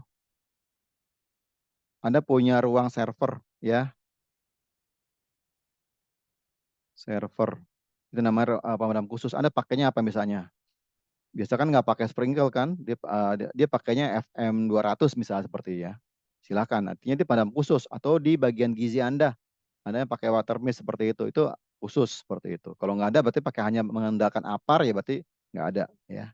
Jadi memang saya yakin di tempat-tempat khusus pakai standar khusus, kalau nggak dapat izin ya. Ini juga bagian dalam inspeksi ya tentang sistem yang produksi aktif ya dari sini seperti itu. Ini alat pengukur nih, mau punya tekanan pressure dari hidran tuh berapa sih, Anda ukur pakai ini ya, lumayan sih harganya ya. Tapi ya kalau nggak kita nggak tahu kan berapa sih sebenarnya kekuatannya ya. Anda pakai pitot gauge ya seperti itu. Ini tentang indikasi tentang saran jalan keluar nih. Gimana Anda bisa escape nih? Anda harus buat juga di sini skenarionya ya. Kalau dari 1 ke 2 ke 3 seperti apa ya. Nah, ini titik kumpul nih. Kemudian kalau ini misalnya gambar rumah sakit Anda, di mana titik misalnya apa mobil pemadam masuk dari mana nih? Ini kan ada ya Jalan Tambari misalnya. Parkirnya di mana? Dipikirkan nggak nih? Ya, mesti ada tempatnya. Kemudian kalau air kurang ya, Ciamisnya ada di mana posisinya? Ya, ini harus dipikirkannya. Dan ini perlu pemikiran nih ya, atau disiapkan. Jadi jangan begitu bencana, karena nggak mungkin bencana pasti mobil penuh. Nanti mesti ada area memang disterilkan sama seperti titik kumpul ya teman-teman. Jangan sampai titik kumpul dipakai untuk parkir. Titik kumpul steril. Kalau begitu bencana kan nggak mungkin motor digusur, mobil digusur seperti itu. Ini referensinya teman-teman. Jadi nanti bisa buka di sini, bisa diskusi lagi. Oke, Pak Arif, dari saya itu. Silakan Pak Arif. Oke, baik. Terima kasih Pak Wahyuda. Dan ini sudah banyak yang bertanya, tapi sebelum kita lanjut ke sesi pertanyaan ya, buat teman-teman semuanya, silakan yang ingin bertanya bisa bertanya di kolom Q&A, tuliskan untuk pertanyaannya di kolom Q&A atau klik raise hand, nanti kita akan berikan kesempatan untuk bertanya langsung dengan pembicara kita. Tapi sebelum kita lanjut ke sesi tanya jawab, ada beberapa informasi terlebih dahulu yang perlu teman-teman ketahui. Terkait absensi nanti akan kita berikan ya di kolom chat Zoom setelah ini, dan mohon untuk bisa diisi pada saat linknya sudah diberikan. Baik, untuk informasi selanjutnya, nah pastikan buat teman-teman semuanya yang aplikasi Mika Super App K3-nya belum platinum, silakan bisa dipastikan sudah platinum ya, atau bisa di-upgrade menjadi platinum. Nah, kalau misalkan belum tahu cara ceknya, di pojok kiri atas di sini ada tulisan platinum. Kalau misalkan silver, tulisannya nanti di pojok kiri atas tulisannya silver. Nah, nanti kalau untuk yang silver itu regulasi K3 dan modul pelatihannya tergembok. Jadi silakan bisa di-upgrade ya. Cara upgrade-nya bagaimana? Silakan tonton video berikut ini. Tutorial upgrade Platinum Member aplikasi Mika Super App K3. Yang pertama, silahkan Anda klik salah satu gambar gembok yang ada pada halaman beranda Anda, kemudian klik upgrade kartu Platinum. Lalu, Anda bisa pilih dengan 3 masa aktif kartu, 3 bulan, 6 bulan, ataupun 1 tahun. Setelah itu, klik upgrade sekarang. Kemudian Anda bisa pilih metode pembayaran melalui virtual account atau juga e-wallet. Setelah itu, klik bayar. Kemudian, silahkan salin rekening virtual Anda dan lakukan transfer berdasarkan nominal yang telah tersedia pada aplikasi. Dan khusus Anda yang menggunakan Mandiri, silahkan Anda pilih pihak ketiga, yaitu Sendit 88908, sesuai dengan 5 angka yang ada di depan rekening virtual Anda. Setelah Anda transfer, silahkan Anda buka kembali aplikasi Mika Super App K3, lalu refresh kembali aplikasi Anda. Setelah itu, Anda bisa klik nama Anda, lalu akan muncul member card Platinum. Oke, baik. Itu tadi ya teman-teman untuk cara upgrade menjadi platinum. Nah, untuk selanjutnya silakan untuk teman-teman bisa di-subscribe channel YouTube-nya Kak Cik Denny, karena untuk video atau rekaman webinar kita akan upload di channel YouTube-nya Kak Cik Denny. Di sini juga sudah banyak video-video webinar kolega sebelumnya ya sudah di-upload, dan video-video K3 lainnya. Kemudian untuk selanjutnya perpanjangan lisensi dan juga SKP, teman-teman bisa dipastikan untuk lisensi dan juga SKP ahli K3 umum teman-teman itu tidak expire ya, dan kalau bisa jangan sampai lebih dari 1 tahun semenjak masa expire-nya, sehingga tidak mengikuti refreshment ulang yang harganya lumayan. Jadi pastikan teman-teman pada saat mau expire ya silakan bisa diperpanjang terlebih dahulu. Termasuk juga perpanjangan lisensi K3 seperti damkar, supervisor peranca, teknisi K3 listrik, dan juga sampai dengan CEO alat berat ya seperti forklift, dan juga ahli muda K3 konstruksi juga bisa. Baik. Nah, untuk selanjutnya jika perusahaan Bapak dan Ibu semuanya ingin sertifikasi SMK 3 ya untuk kontraktor konstruksi juga bisa, harganya di 19.500.000 ya.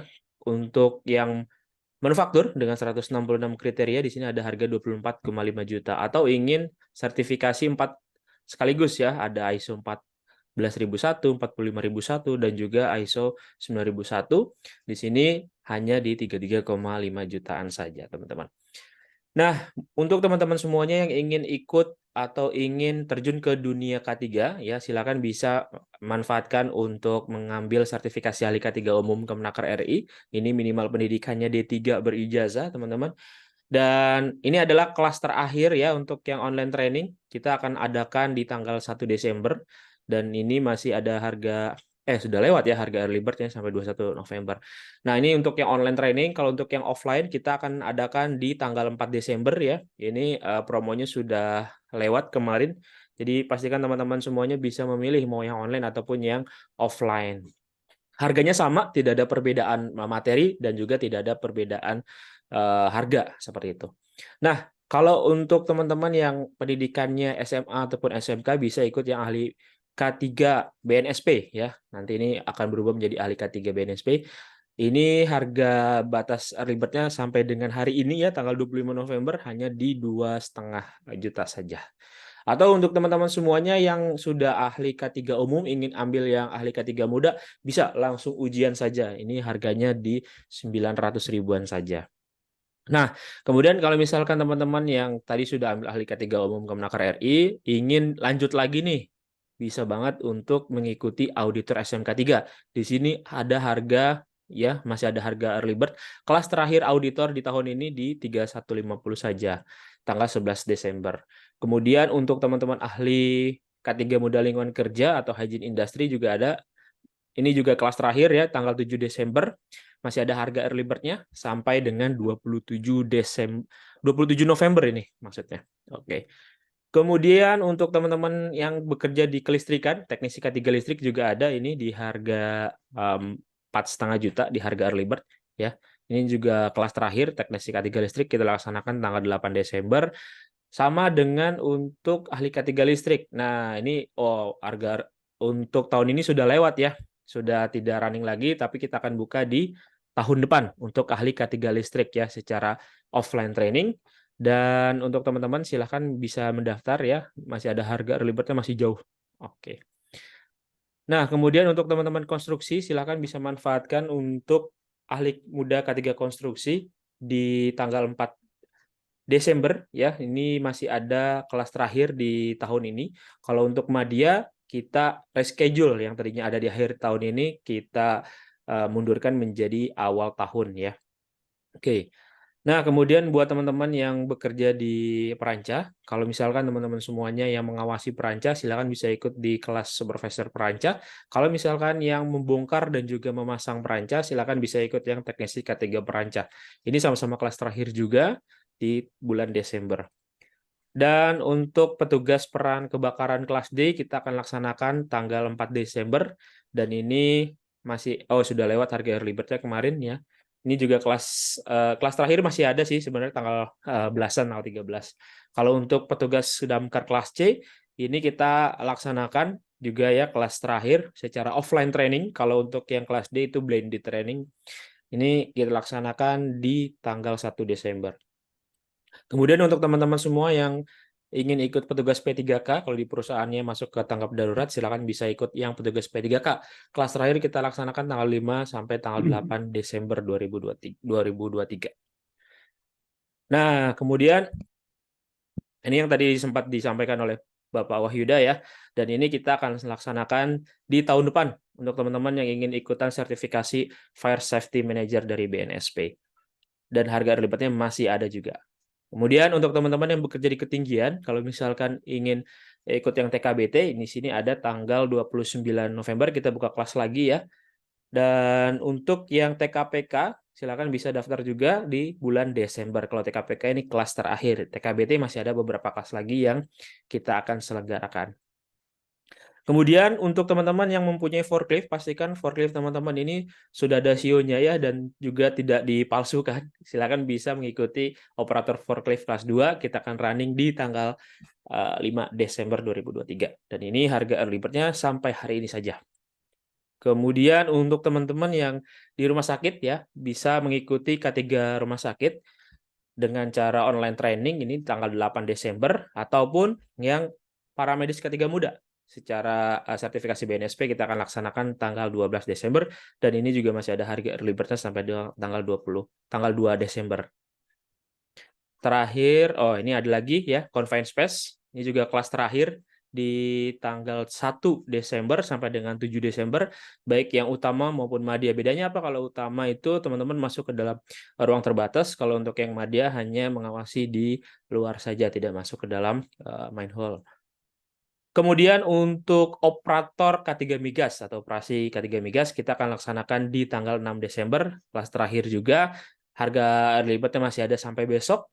Dan untuk pengawas K3 Migas juga masih ada harga early bird-nya, kita laksanakan sama di tanggal 6 Desember. Kemudian untuk kelas insiden investigasi, ya, investigasi ini kita akan laksanakan tanggal 4 sampai tanggal 7 Desember. Oke, nah ini ada fitur terbaru untuk teman-teman semuanya yang ingin mengecek apakah sertifikat saya atau sertifikat orang-orang yang sudah memiliki sertifikat itu asli atau tidak ya.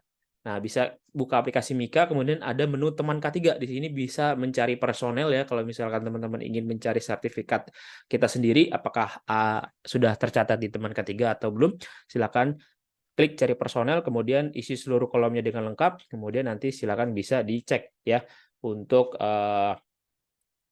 sertifikatnya. Kemudian kalau teman-teman ingin ikut sertifikasi di PJK3, pastikan juga nih PJK3 sudah terdaftar di teman K3. Caranya klik cari PJK3 seperti itu. Nah, kemudian untuk ATK ini juga yang akan dikirimkan ke teman-teman ya kalau misalkan mengikuti di pelatihan di Mediatama seperti itu. Kemudian buat teman-teman semuanya yang ketinggalan webinar kolega, nah bisa kunjungi di milea.app. Di sini ada ratusan video yang bisa teman-teman tonton dan juga tetap mendapatkan sertifikat. Kalau di YouTube tadi kan tidak mendapatkan sertifikat ya, tapi kalau teman-teman buka di e-course Milea atau milea.app, silakan nanti bisa ditonton dan juga tetap mendapatkan untuk sertifikatnya seperti itu. Caranya gampang, silakan buka menu kursus ya. Pastikan daftar terlebih dahulu ya. Ini berbeda akunnya dengan aplikasi Mika, jadi teman-teman wajib daftar lagi akunnya. Kemudian urutkan berdasarkan waktu publish yang terbaru. Di sini nanti ada menu terbaru ya. Nanti teman-teman bisa klik untuk video-video webinar kolega yang sudah update di sana. Nah, kemudian untuk teman-teman yang sedang mencari kerja juga bisa klik www.mediatama.co.id. Di sini ada menu karir ya. Kemudian silakan bisa dilamar untuk posisi yang teman-teman inginkan seperti itu. Dan juga teman-teman bisa membuat CV di aplikasi Mika ya. Silakan klik buat CV online, isi seluruh kolom dengan lengkap dan juga pilih template-nya. Otomatis nanti teman-teman bisa mendownload CV-nya dan juga bisa buat berkali-kali dan juga bisa melihat histori CV yang sudah teman-teman buat. Nah, kemudian ada lagi nih bagi teman-teman yang ingin mendapatkan uang saku sebesar 3 juta rupiah per bulan. Caranya bagaimana? Silahkan bisa tonton video berikut ini. Tutorial penggunaan kode referral. Yang pertama, silahkan klik menu akun, lalu klik menu referral, kemudian salin kode referral ke pelatihan yang Anda inginkan. Kemudian, pilih pelatihan yang Anda inginkan, lalu klik proses pemesanan, lalu masukkan kode referral Anda, lalu klik selanjutnya, otomatis akan muncul pada detail pesanan Anda. Selanjutnya, tutorial penarikan saldo referral. Yang pertama, silahkan Anda klik ubah rekening, kemudian lengkapi biodata rekening Anda, lalu klik simpan. Kemudian klik tarik saldo, lalu ajukan penarikan saldo minimal 1,3 juta, dan klik ajukan. Oke, itu tadi ya teman-teman semuanya untuk bisa menggunakan kode referral, dan kode referral ini berlaku hanya untuk pelatihan yang berbayar. Tutorial pengguna. Kalau untuk yang gratis itu tidak berlaku. Nah, buat teman-teman semuanya yang ingin informasi lebih lanjut, silakan hubungi nomor yang tertera di depan layar, ataupun juga bisa WhatsApp tim kami ya. Ada Pak Beni, ada Mbak Soka, Mbak Risma, dan juga Mbak Amanda. Nah, pastikan juga sudah follow akun sosial media kita di Instagram @mediatama, Facebook Tama Media Tama Sertifikasi, follow akun TikToknya Kak Cideni, dan juga subscribe channel YouTube-nya Kak Cideni. Dan buat teman-teman yang ingin kerjasama sebagai sponsor, ya bisa hubungi nomor yang tertera di depan layar, atau untuk teman-teman instruktur yang ingin sharing ilmu nih.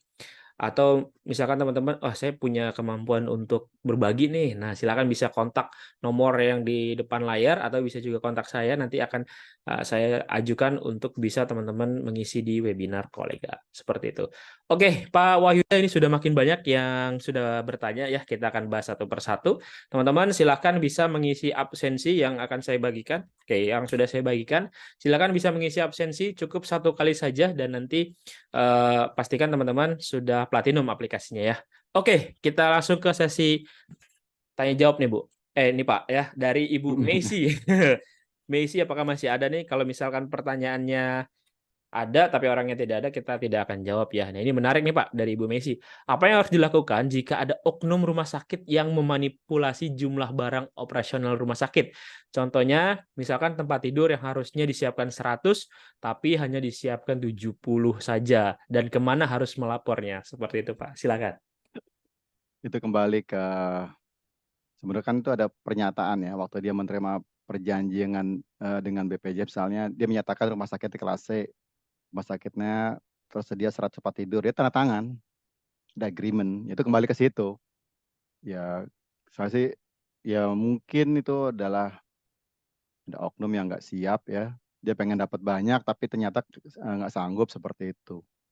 Jadi diedukasi aja, dikasih tahu, karena memang itu kan ada hak orang lain. Kalau dia menyatakan sanggup 100 ya 100, kalau bilang nggak sanggup 100 jangan menyatakan seperti itu. Jadi emang butuh proses ya dari penanyaan. Jadi ya dijelaskan aja, ini ada aturannya loh.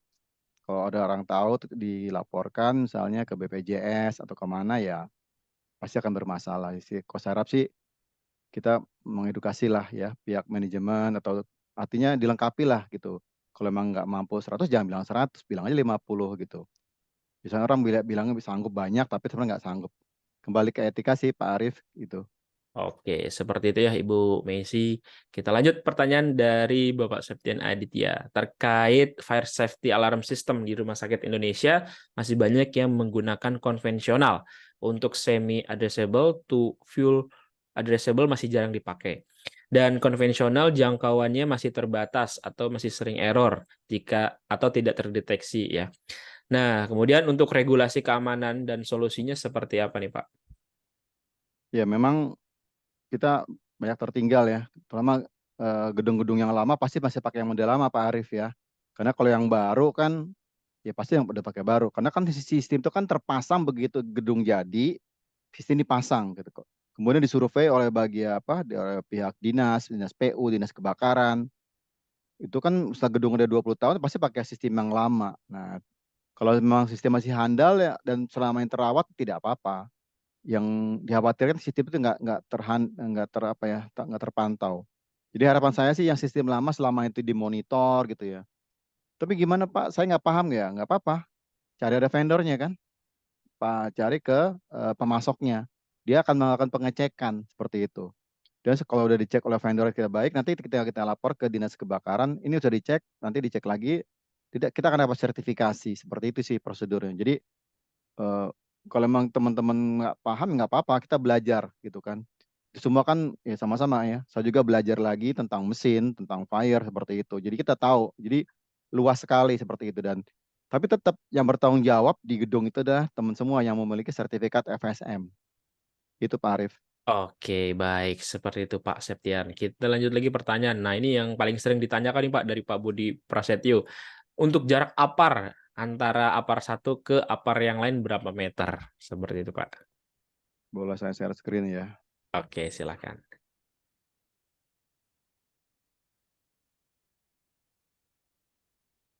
Udah tampak ya, teman-teman. Sudah.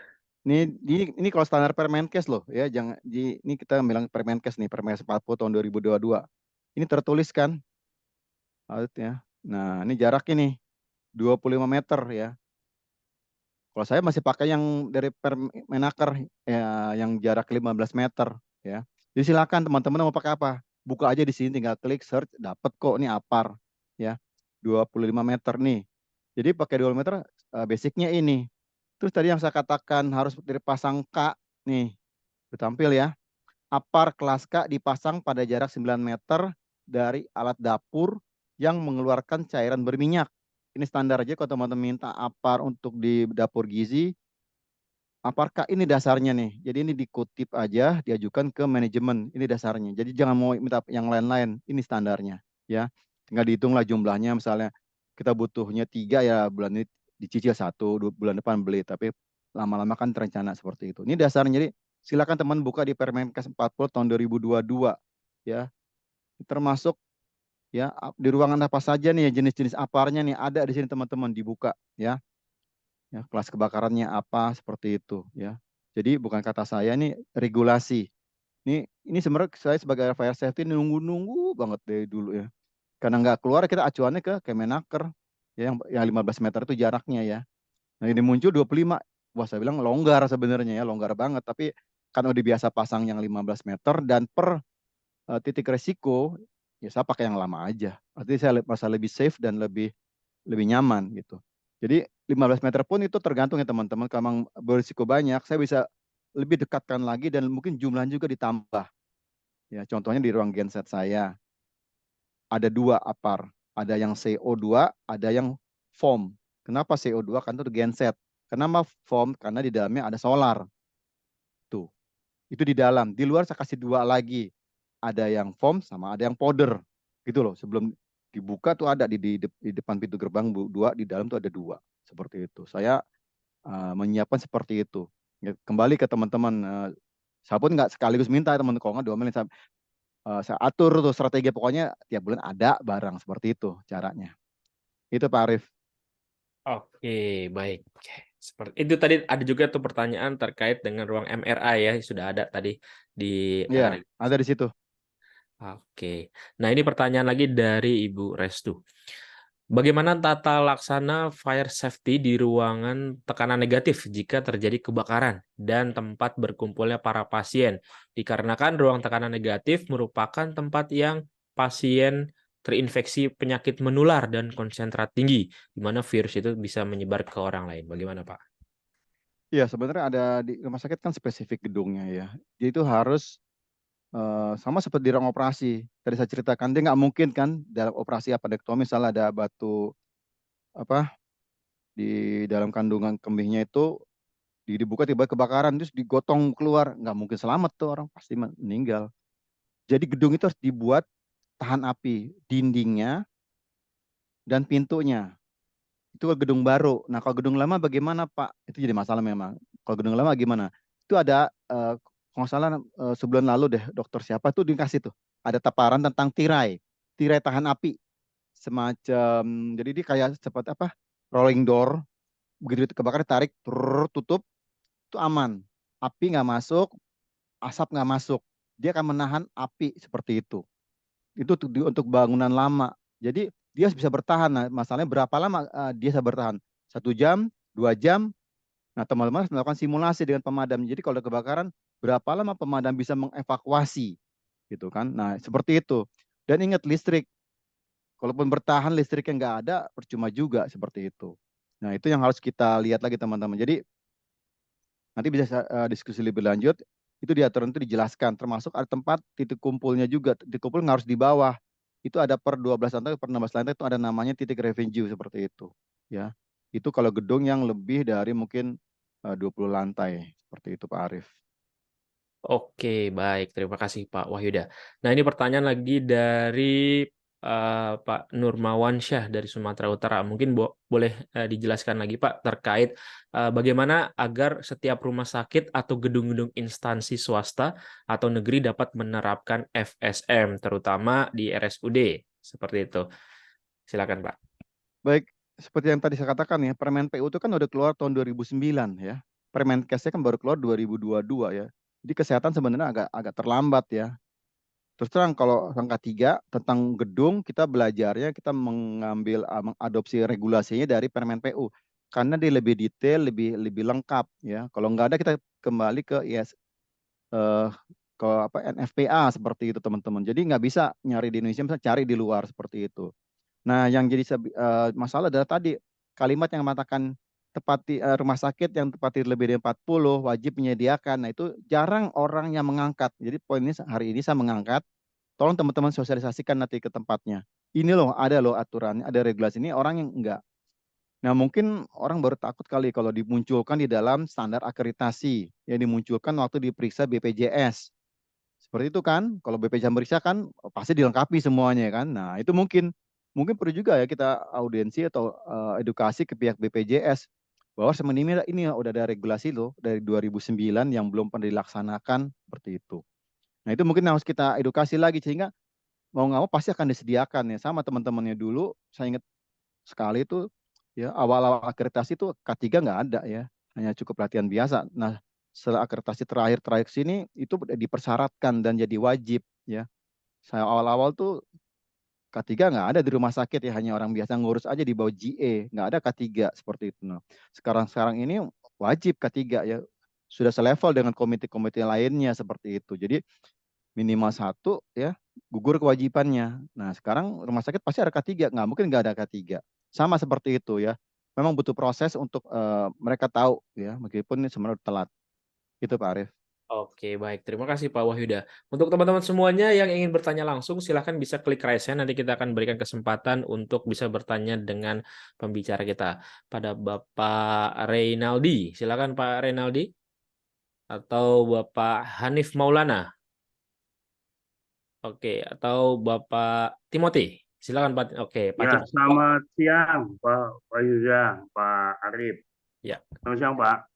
Selamat siang Pak Timothy. Ya, Pak, tadi saya sangat terjang waktu Bapak presentasi mengenai jumlah SM di rumah sakit itu saat masih sedikit. Pertanyaan saya, ada nggak Pak punishment dari pemerintah untuk menekan bahwa rumah sakit itu harus di ini? Tuh. Sebenarnya regulasi itu udah ada ya Pak. Di tahun 2009 kan saya bilang Permen PU ada. Cuma entah orang nggak baca atau nggak tahu apa, nggak ada sosialisasi seperti itu loh Pak. Ya, jadi itu udah ada dari 2009, bayangin sekarang udah 2003 ya, hampir 10 tahun lebih. Tapi baru segitu jumlahnya. Itu di Jakarta, apalagi di luar Jakarta kan. Tadi data saya kan mengatakan ya hampir lebih dari 200 rumah sakit di DKI Jakarta, tapi yang memiliki sertifikat FSM tuh nggak sampai 10, 7 ya, 7 orang. Saya kenal semua tuh, di mana aja. Artinya kesadaran ini yang kita ya kita sosialisasikan, kita jelaskan, kita edukasi seperti ke manajemen seperti itu. Bahwa ini penting. Karena kalau terjadi suatu hal, orang kan bertanya siapa sih gitu kan. Ketiganya siapa sih fire safety-nya seperti itu. Dan dia akan punya kewenangan melakukan peringatan, edukasi seperti itu. Nah, memang hari ini tugas saya sebagai FSM di rumah sakit lah mengedukasi ini, mengingatkan kepada teman-teman semua di rumah sakit, ayo latihan. Kalau minimal nggak sempat latihan yang mungkin agak mahal, mungkin nanti Pak Arief bikin program kali ya Pak Arief, meskipun nggak ada sertifikat BNSP gitu ya. Minimal paket-paket pengecekannya itu loh Pak. Ya nanti dicari solusi karena tapi itu nggak punya kewenangan, hanya tahu aja. Kalau punya sertifikat BNSP, Bapak punya kewenangan Pak. Bapak selevel dengan pihak pengawas pemadam dari gubernur Pak, levelnya seperti itu Pak. Jadi kita sejajar Pak. Jadi saya sekarang nggak takut lagi kalau ketemu orang damkar karena ilmu kita udah sama. Karena pengawas damkar pun orangnya nggak banyak Pak di provinsi DKI ini dan mereka sangat dekat dengan kami. Jadi ayo Pak sama-sama ajak lagi seperti itu. Jadi kita diskusi nyambung seperti itu. Dan itu tugas-tugas mungkin Bapak di tempat Bapak ya Pak. Ya ini ada nih dari regulasinya mungkin. Nah ini akhir tahun kan bisa diusulkan di tahun depan misalnya kegiatan gitu kan. Kan bisa penyusunan anggaran kan November Desember kan, eksekusi kan Februari berikutnya seperti itu. Itu Pak Arief saran saya untuk hari ini. Oke, begitu ya Pak Timothy. Kita lanjut lagi. Pak Reynaldi. Pak Reynaldi, silakan Pak Reynaldi. Bisa di-unmute terlebih dahulu Pak Reynaldi. Atau Bapak Kelvin. Oh, Pak Reynaldi, silakan. Ya, Selamat silakan, siang, Pak. Dari mana Ya, Pak Reynaldi? Dari apartemen SN Dharma Wangsa, Pak. Silakan Pak pertanyaannya, Pak. Ya, mohon izin Pak Ketua dan Bapak yang ingin saya pertanyakan, kan setiap gedung 10 lantai ke atas kan ada permennya itu 10 lantai ke atas kan dinas, 10 lantai ke bawah kan Sudin. Yang jadi pertanyaan saya, SKK-nya itu untuk rumah sakit, mekanismenya seperti apa ya Pak? Baik Pak, ya sebenarnya standar sama. Kita kan gedung ya Pak ya. Jadi tempat saya itu kan lebih dari 8, itu pasti dari dinas seperti itu. Jadi sebenarnya sama Pak standarnya. Jadi itu kan kalimat Permen PU kan gedung ya. Mungkin ditambah lagi kalau dia tambah bed ya, jadi bertambah ya kan. Tadi kan syaratnya kan eh, penghuninya lebih dari 500, luasannya lebih dari 5.000 meter persegi, itu masuk Pak sebenarnya. Standar sama Pak, cuma memang kita memiliki spesifikasinya beda dengan gedung biasa. Karena kalau gedung biasa kan mungkin hanya office hour, kita kan 24 jam. Gedung biasa mungkin pas orangnya pengunjungnya normal, sehat. Kita kan butuh ketergantungan yang banyak, alat, dan itu yang cara-cara evakuasinya, penanganannya yang agak berbeda dengan yang seperti biasanya Pak gitu. Kalau acuannya sama ya, cuma pasti damkar akan melihat yang beda seperti itu karena ya seperti saya bilang tadi, kita kan evakuasinya kan ya bisa pakai kursi roda, bisa pakai apa ram, bisa kalau nggak ram nggak punya kita bisa bisa pakai selimut. Nah itu yang teknik-teknik itu yang mungkin agak berbeda antara gedung untuk perkantoran dengan gedung untuk fasilitas atau rumah sakit khususnya. Itu Pak Arief. Oke, seperti itu Pak Renaldi. Kita lanjut lagi nih Pak. Pak Kelvin. Silakan Pak Kelvin atau Pak Ahmad Adriansyah. Oke, Pak Halo Kelvin. Pak. Silakan Pak Kelvin. Pak, izin Pak, saya mau nanya Pak. Kalau untuk standarisasi ruang kelistrikan itu di bagian eh, safety buat kebakarannya itu apa aja sih Pak? Terus juga tentang peraturan-peraturan pendukung lainnya itu apa aja ya Pak? Baik, Itu terima aja. kasih Pak Kelvin. Ya, nanti Pak Kelvin bisa dibaca di Permenkes itu ya tentang untuk misalnya di ruangan apa panel ya. Tentu saja di ruang panel kan sekarang beda ya dengan di ruang genset ya. Di panel itu kan dia lebih cocok untuk gunakan aparnya, apar yang CO2 seperti itu ya. Sensornya pun berbeda lagi. Nah, itu ada tuh di regulasinya udah baca tadi yang di apar itu jelas bisa dari situ dikutip dari situ. Nah, yang jadi masalah adalah sebenarnya maintenance Pak Kelvin. Jadi gimana maintenance dan perawatannya. Biasa tuh kalau ruang apa panel tuh jarang ya, jarang-jarang mungkin orang karena malas atau mungkin khawatir. Nah, itu yang perlu diedukasi lagi. Jadi memang dibutuhkan di situ adalah orang yang punya sertifikasi ahli kategori listrik atau minimal punya teknisi listrik ya, yang punya sertifikasi sehingga dia bisa merawat panel-panel listrik tersebut. Nah, itu yang juga dibutuhkan. Jadi harapan saya kalau Pak Kelvin punya keahlian ini, nanti bisa dilengkapi tuh. Ya, jadi gimana mengevakuasi pasien atau misalnya ada petugas ya, pernah ada kejadian itu di SMA 70 Jakarta Selatan tuh kebakaran panelnya. Petugas security-nya memadamkan ya, pakai apap ya karena dia berat 16 kilo, tapi dia meninggal nggak lama. Kenapa?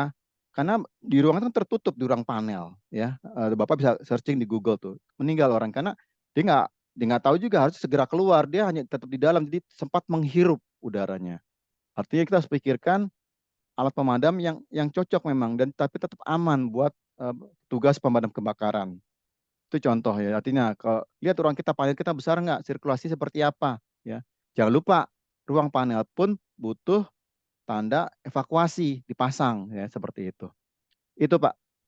Oke, nah ini nyambung nih Pak pertanyaan dengan Pak Kusmulyadi untuk di ruang panel tadi ya dan juga ruang genset. Kalau untuk peletakannya itu lebih tepat di dalam atau di luar nih Pak? Nah ini memang ada orang pengennya di dalam ya, ada yang di luar. Kalau saya udah saya pasangin Pak Arif. Jadi saya nggak mau debat pokoknya. Mau saya ngeliat di mana? Dua ada di dalam. Saya katakan dua di dalam itu ada yang CO karena buat genset. Genset saya 1000 kVA. Terus ada foam yang 6 kilo untuk solar karena solar saya 1000 liter di situ. Jadi beda-beda tuh fungsinya. Saya kasih tempat yang warna mencolok, kasih bikin kayak kursi dari besi, jadi kelihatan di dalam. Dua lagi di luar, di depan gerbangnya saya kasih powdernya yang 6 kilo, kemudian yang foamnya juga 6 kilo. Jadi kalaupun amit-amit gitu kan, artis siap tuh. Mana saja yang bisa kita akses. Karena juga luar gunanya bukan hanya untuk di dalam sebenarnya Pak Arief. Kalau diletaknya di dekat parkir, begitu di parkir ada masalah, kita bisa ngambil. Gitu loh, tujuan saya begitu. Jadi multifungsi, jadi seperti itu. Dan waktu ditanya direktur saya gitu, iya dok, saya siapkan nih. Oh gitu, dikasih makan yang 6 kilo, saya minta seperti itu. Jadi ya kita harus bisa menjawab dan memang itu masuk akal seperti itu Pak Arief. Karena kan membuka itu kan kalau di besi panas butuh proses. Nah, butuhnya pendinginan. Kalau di luar bisa dipakai. Jadi kalau saya sendiri saya cari amannya 2, di dalam ada, di luar ada. Seperti itu. Dan tapi terkontrol ya, saya pasang pakai QR code. Jadi kalau hilang saya tahu. Itu Pak Arief. Oke, baik. Seperti itu juga ya Pak Kus Mulyadi. Kita lanjut, Pak Ahmad Ardiansyah. Silakan Pak Ahmad Ardiansyah. Ya, siap. Makasih Pak kesempatannya. Izin bertanya Pak terkait Pak. evakuasi bagi pasien yang berada di kamar lantai paling atas. Misalnya gedungnya itu lantainya ada lantai 3 ke atas gitu. Kemudian apa namanya?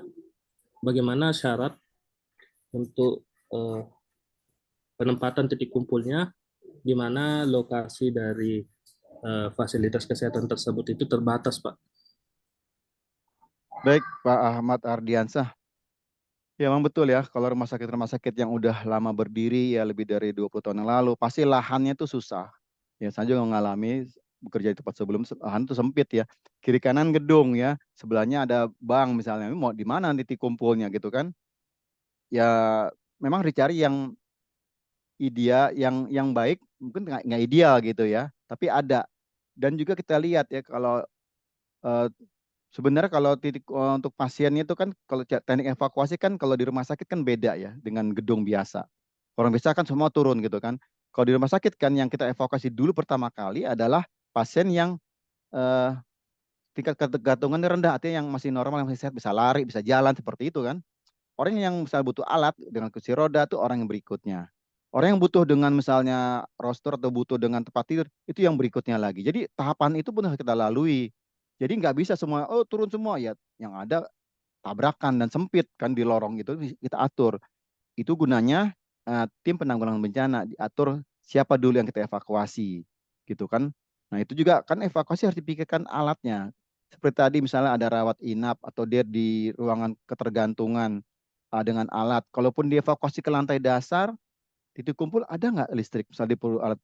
Nah jangan-jangan di sana malah jadi bermasalah. Makanya di peraturan yang permen center baru ini ada, kita harus punya ruangan yang memang punya kompartemen khusus Pak. Kompartemen yang mungkin tadi saya ceritakan tahan api berapa jam, baik pintunya, temboknya, dan juga tuh lantainya mungkin bisa dihitung. Jadi nggak ada sekat, selak seperti itu. Yang jadi masalah adalah kalau rumah sakitnya udah berdiri lama. Kan nggak mungkin di tembok dibobol ya. Solusinya adalah itu ada semacam kayak tirai, jadi tirai tahan api seperti rolling door yang bisa ditutup. Nah, jadi dia aman. Itu loh Pak. Nah ini memang, tapi Bapak punya waktu Pak, dikasih waktu 3 tahun ya, 3 tahun untuk adaptasi.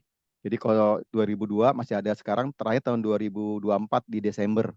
Karena setelah itu pasti akan dicek itu kelengkapannya. Kita pun sedang mendata ini, kita pelan-pelan kita zoning, kita zoning semuanya di mana kita atur lagi seperti itu. Karena memang udah susah ya, rumah sakit saya itu udah 32 tahun. Jadi udah ada sebelumnya nggak ada seperti itu ya. Aturan baru ini mau nggak mau ya, dan itu wah, kita tuh ya tanda kutip sedikit ya fight lah dengan owner, ini harus seperti ini karena tuh biaya seperti itu Pak ya.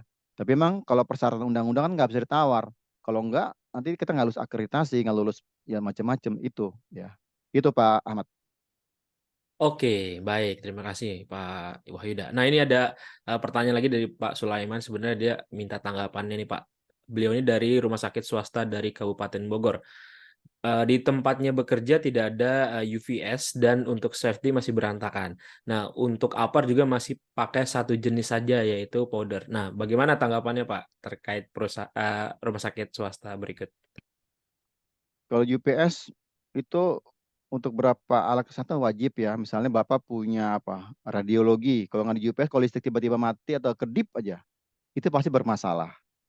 Kemudian misalnya ada tindakan operasi di kamar operasi, butuh UPS. Kemudian misalnya Bapak punya server, pasti butuh UPS. Nggak mungkin. Hanya mungkin kapasitasnya kali Pak ya.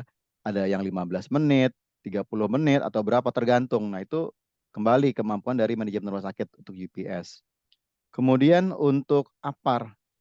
APAR itu nggak boleh di gebrah uya ya. Semua disamain, semua dikasih powder gitu, beli. Enggak. Kan saya bilang, jadi di Permenkes ada ya kapan pakai yang kelas A, kapan kelas B, kapan kelas C, kapan kelas K. Nah, nanti Bapak buka deh di Permenkes tadi yang saya tunjukin tuh. Ada kok di dalam lampiran ini. Buka, di situ ada tuh.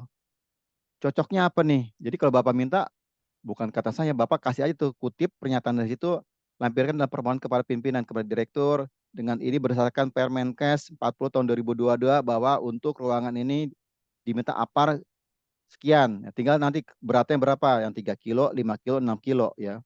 Kalau saya kasih yang minimal 3 kilo dulu Pak, gitu minimal ada. Ya, nanti tahun depan ada lagi baru ditingkatkan beratnya itu. Kan terlalu berat juga nanti kasihan perawat gotong-gotong aparnya itu nanti nggak kuat, percuma juga. Minimal 3 kilo ada kalau saya.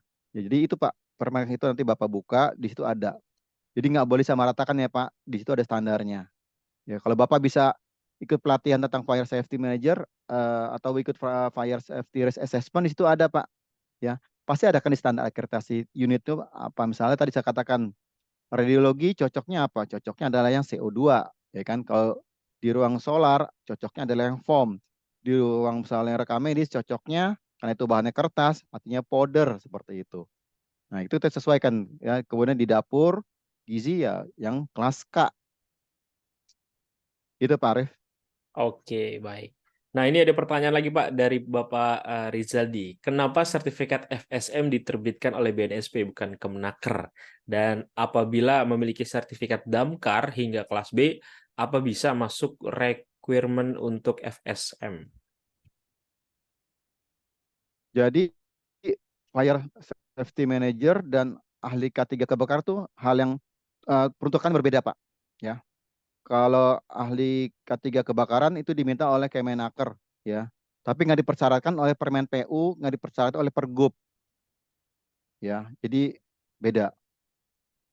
Dan kalau di Fire Safety Manager itu diminta oleh Permen PU, tadi ada kan undang-undangnya, kemudian Pergub juga muncul semua di situ.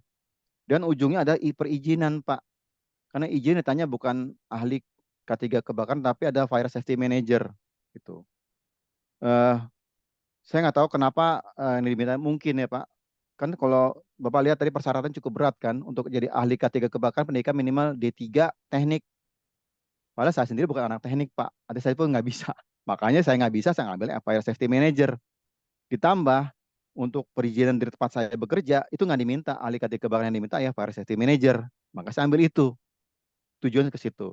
Jadi kalau Bapak kerja di kimia, ya mungkin diminta seperti itu. Tapi kalau Bapak di Jakarta pasti yang diminta Fire Safety Manager. Jadi saran saya, ambillah sesuai kebutuhannya. Karena kebutuhan saya untuk perizinan, kemudian saya bukan seorang D3 teknik, ya saya ambilnya seperti itu. Pasti saya lolos. Kalau nggak nggak mungkin bisa level yang lebih tinggi. Jadi kita sesuaikan dengan kepentingan kebutuhannya Pak. Itu Pak Arif. Oke, baik. Terima kasih, Pak. Nah, ini pertanyaan lagi dari Pak Andri. Silakan Pak Andri Hafiz. Bisa di-unmute terlebih dahulu untuk mic-nya. Silakan, Pak. Dari mana, Pak? Dari Jakarta, Pak. Silakan, Pak, pertanyaannya. Baik, pertanyaan saya pendek saja, Pak. Untuk menjadi Fire Safety Manager di rumah sakit ini, apakah menjadi persyaratan bahwa dia harus sudah memiliki sertifikasi ahli K3 rumah sakit? Atau mungkin yang mempunyai sertifikat ahli K3 umum saja sudah cukup? Itu Pak pertanyaannya. Terima kasih. Terima kasih Pak Andri. Jadi nggak wajib ya. Tadi kan disebutkan persyaratan untuk jadi Fire Safety Manager tuh kan minimal SMA, tapi level manager, diploma, S1 dan ke atas berikutnya. Itu sebenarnya standarnya lebih ringan. Nggak diminta untuk K3 umum, nggak diminta K3 rumah sakit karena kebutuhannya beda. Dia berhubungan dengan Permen PU dan Pergub DKI. Pergub mintanya seperti itu, ya. Jadi teman-teman yang bagian dari engineer itu bisa ikut sebenarnya ya, nggak perlu harus K3 ya. Jadi kalau bisa dibagi gitu. Jadi K3 biarlah orang yang FKM gitu kan. K3 mas biar. Nah ini biar bagian engineer-nya nih, teknisinya ikut gitu.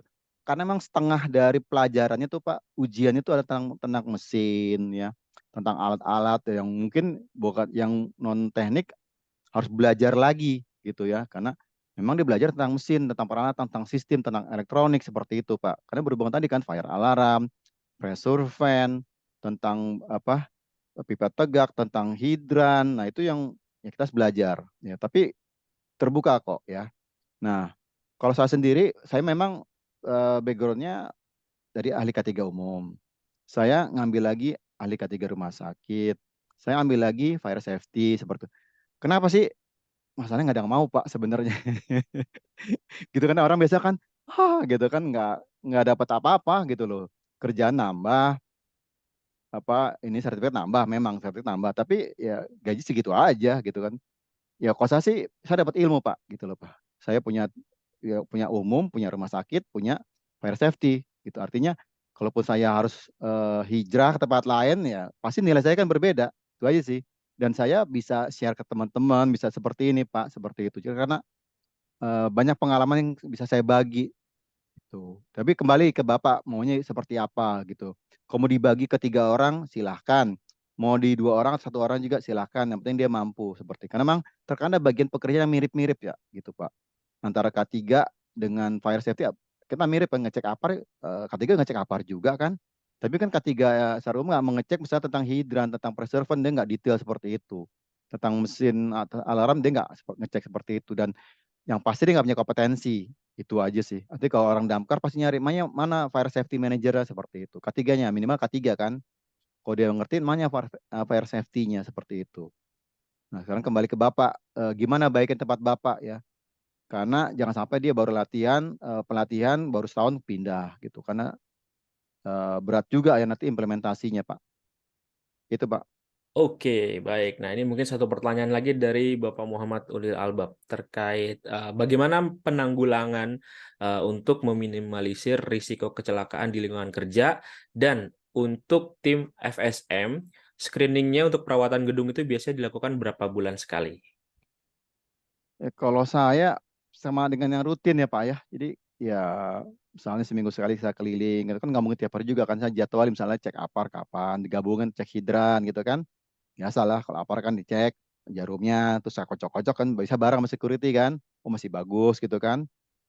Baru dipasang, terus scan, terus aparnya apa hidran dibuka ya kan. Dicek apa selangnya kalau udah getas saya foto, saya ajukan untuk beli baru. Saya coba apanya tuh nozzle-nya pernya masih bagus nggak gitu kan seperti itu. Itu umum lah sebulan sekali ya. Kalau mesin kan mesin apa gensetnya per seminggu kan tiap hari Jumat kita panasin kan sekitar 15 menit gitu kan. Sebenarnya standar 30 menit Pak. Cuma ya apa owner bilang udah sebentarnya sellernya banyak kan ya udah ini kan jalanin ya. Kemudian apa jokinya dicoba seperti itu kita jalanin prosedur yang umum sebenarnya ya dicek semuanya termasuk juga konstruksi gedung tanda-tanda panah evakuasi dan itu bisa sambil jalan nanti seperti itu nanti sebagai fire safety manager sebenarnya berhimpitan ya dengan K3 seperti itu ya itu sih Pak Arief. Oke, baik. Terima kasih Pak Wahyuda. Baik, terima kasih teman-teman semuanya. Nampaknya sudah mau mendekati pukul 3 sore ya. Dan terima kasih yang sudah bertanya. Dan ini masih ada ya beberapa pertanyaan yang belum dijawab, tapi jangan khawatir. Nanti kita akan selenggarakan lagi webinar bersama Bapak Wahyuda. Namun sebelum kita closing ya, mari sama-sama kita dengarkan closing statement dari pembicara kita kepada Bapak Wahyuda. Dipersilakan. Baik, teman-teman K3 semuanya yang hadir di webinar ini, harapan saya dengan adanya sosialisasi ini, terutama dari Permen PU ya tentang kewajiban rumah sakit dengan 40 tempat tidur memiliki seorang fire safety manager bisa apa ya bergema lah gitu ya. Ini kan udah dari 2009 ya. Jadi harapan saya ini tersosialisasi dengan baik dan mudah-mudahan tahun depan teman-teman bisa ikut pelatihan untuk fire safety manager. Itu Pak Arief. Baik, terima kasih Pak Wahyuda, terima kasih teman-teman semuanya sudah hadir di webinar kolega hari ini dan pastikan teman-teman semuanya sudah mengisi absensi ya. Dan buat teman-teman yang sudah mengisi absensi dan dipastikan terkirim, nanti untuk sertifikatnya kita akan kirim maksimal 1 kali 24 jam.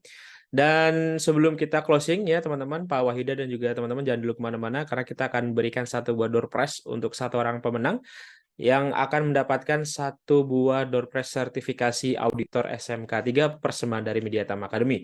Persyaratannya adalah teman-teman wajib sudah pernah mengikuti ahli K3 umum terlebih dahulu. Kalau misalkan belum, nanti untuk door prize ini tidak bisa digunakan seperti itu. Baik, kita putarkan.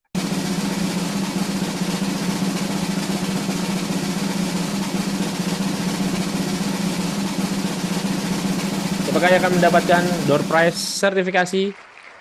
Selamat kepada Randi Febriana, apakah ada? Oke, tidak ada. Kita putarkan sekali lagi. Kalau ada silakan klik raise hand ya.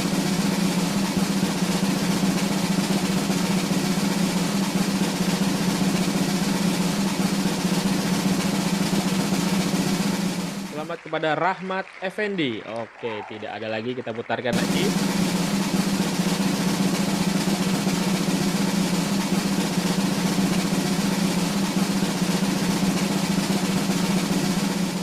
Amir Hamzah, apakah ada? Amir Hamzah? Oh, Amir Hamzah juga tidak ada. Kita putar lagi.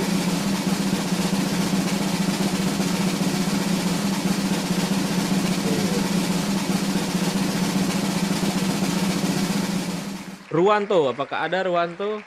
Ruwanto juga tidak ada. Wah, luar biasa nih kesempatan buat lebih dari 200 orang masih ada nih. Ya. Yang namanya muncul, baru klik right hand ya Bapak Ibu. Ini yang belum yang right hand namanya belum muncul nih. Riris Indrawati, apakah ada Riris? Riris tidak ada, masih berkesempatan untuk teman-teman ya. Door prize ini senilai 3,7 juta rupiah. Meliana, apakah ada Meliana? Oke, akhirnya ada. Selamat kepada atas nama Meliana Kurniasari Mahnadi mendapatkan door prize sertifikasi auditor SMK 3 persembahan dari Mediatama Academy. Nanti akan dihubungi langsung oleh tim kami ya di hari kerja. Dan selamat untuk yang sudah mendapatkan door prize. Baik, terima kasih Pak Wahyuda, terima kasih teman-teman semuanya. Pastikan teman-teman join kembali di webinar setiap Sabtu jam 13.00 waktu Indonesia bagian Barat. Dan jangan lupa untuk join ke dalam Telegram Kolega Mediatama untuk mendapatkan link webinar setiap Sabtu. Akhir kata saya mengucapkan terima kasih. Saya Arif Purwadana. Saya Wahyuda. Ucapkan wabillahi taufiq wal hidayah. Wassalamualaikum warahmatullahi wabarakatuh. Terima kasih Pak Wahyuda, sehat selalu. Terima kasih Pak Arif, makasih teman-teman. Yuk, Pak Arif izin live ya. Ya, terima kasih Pak.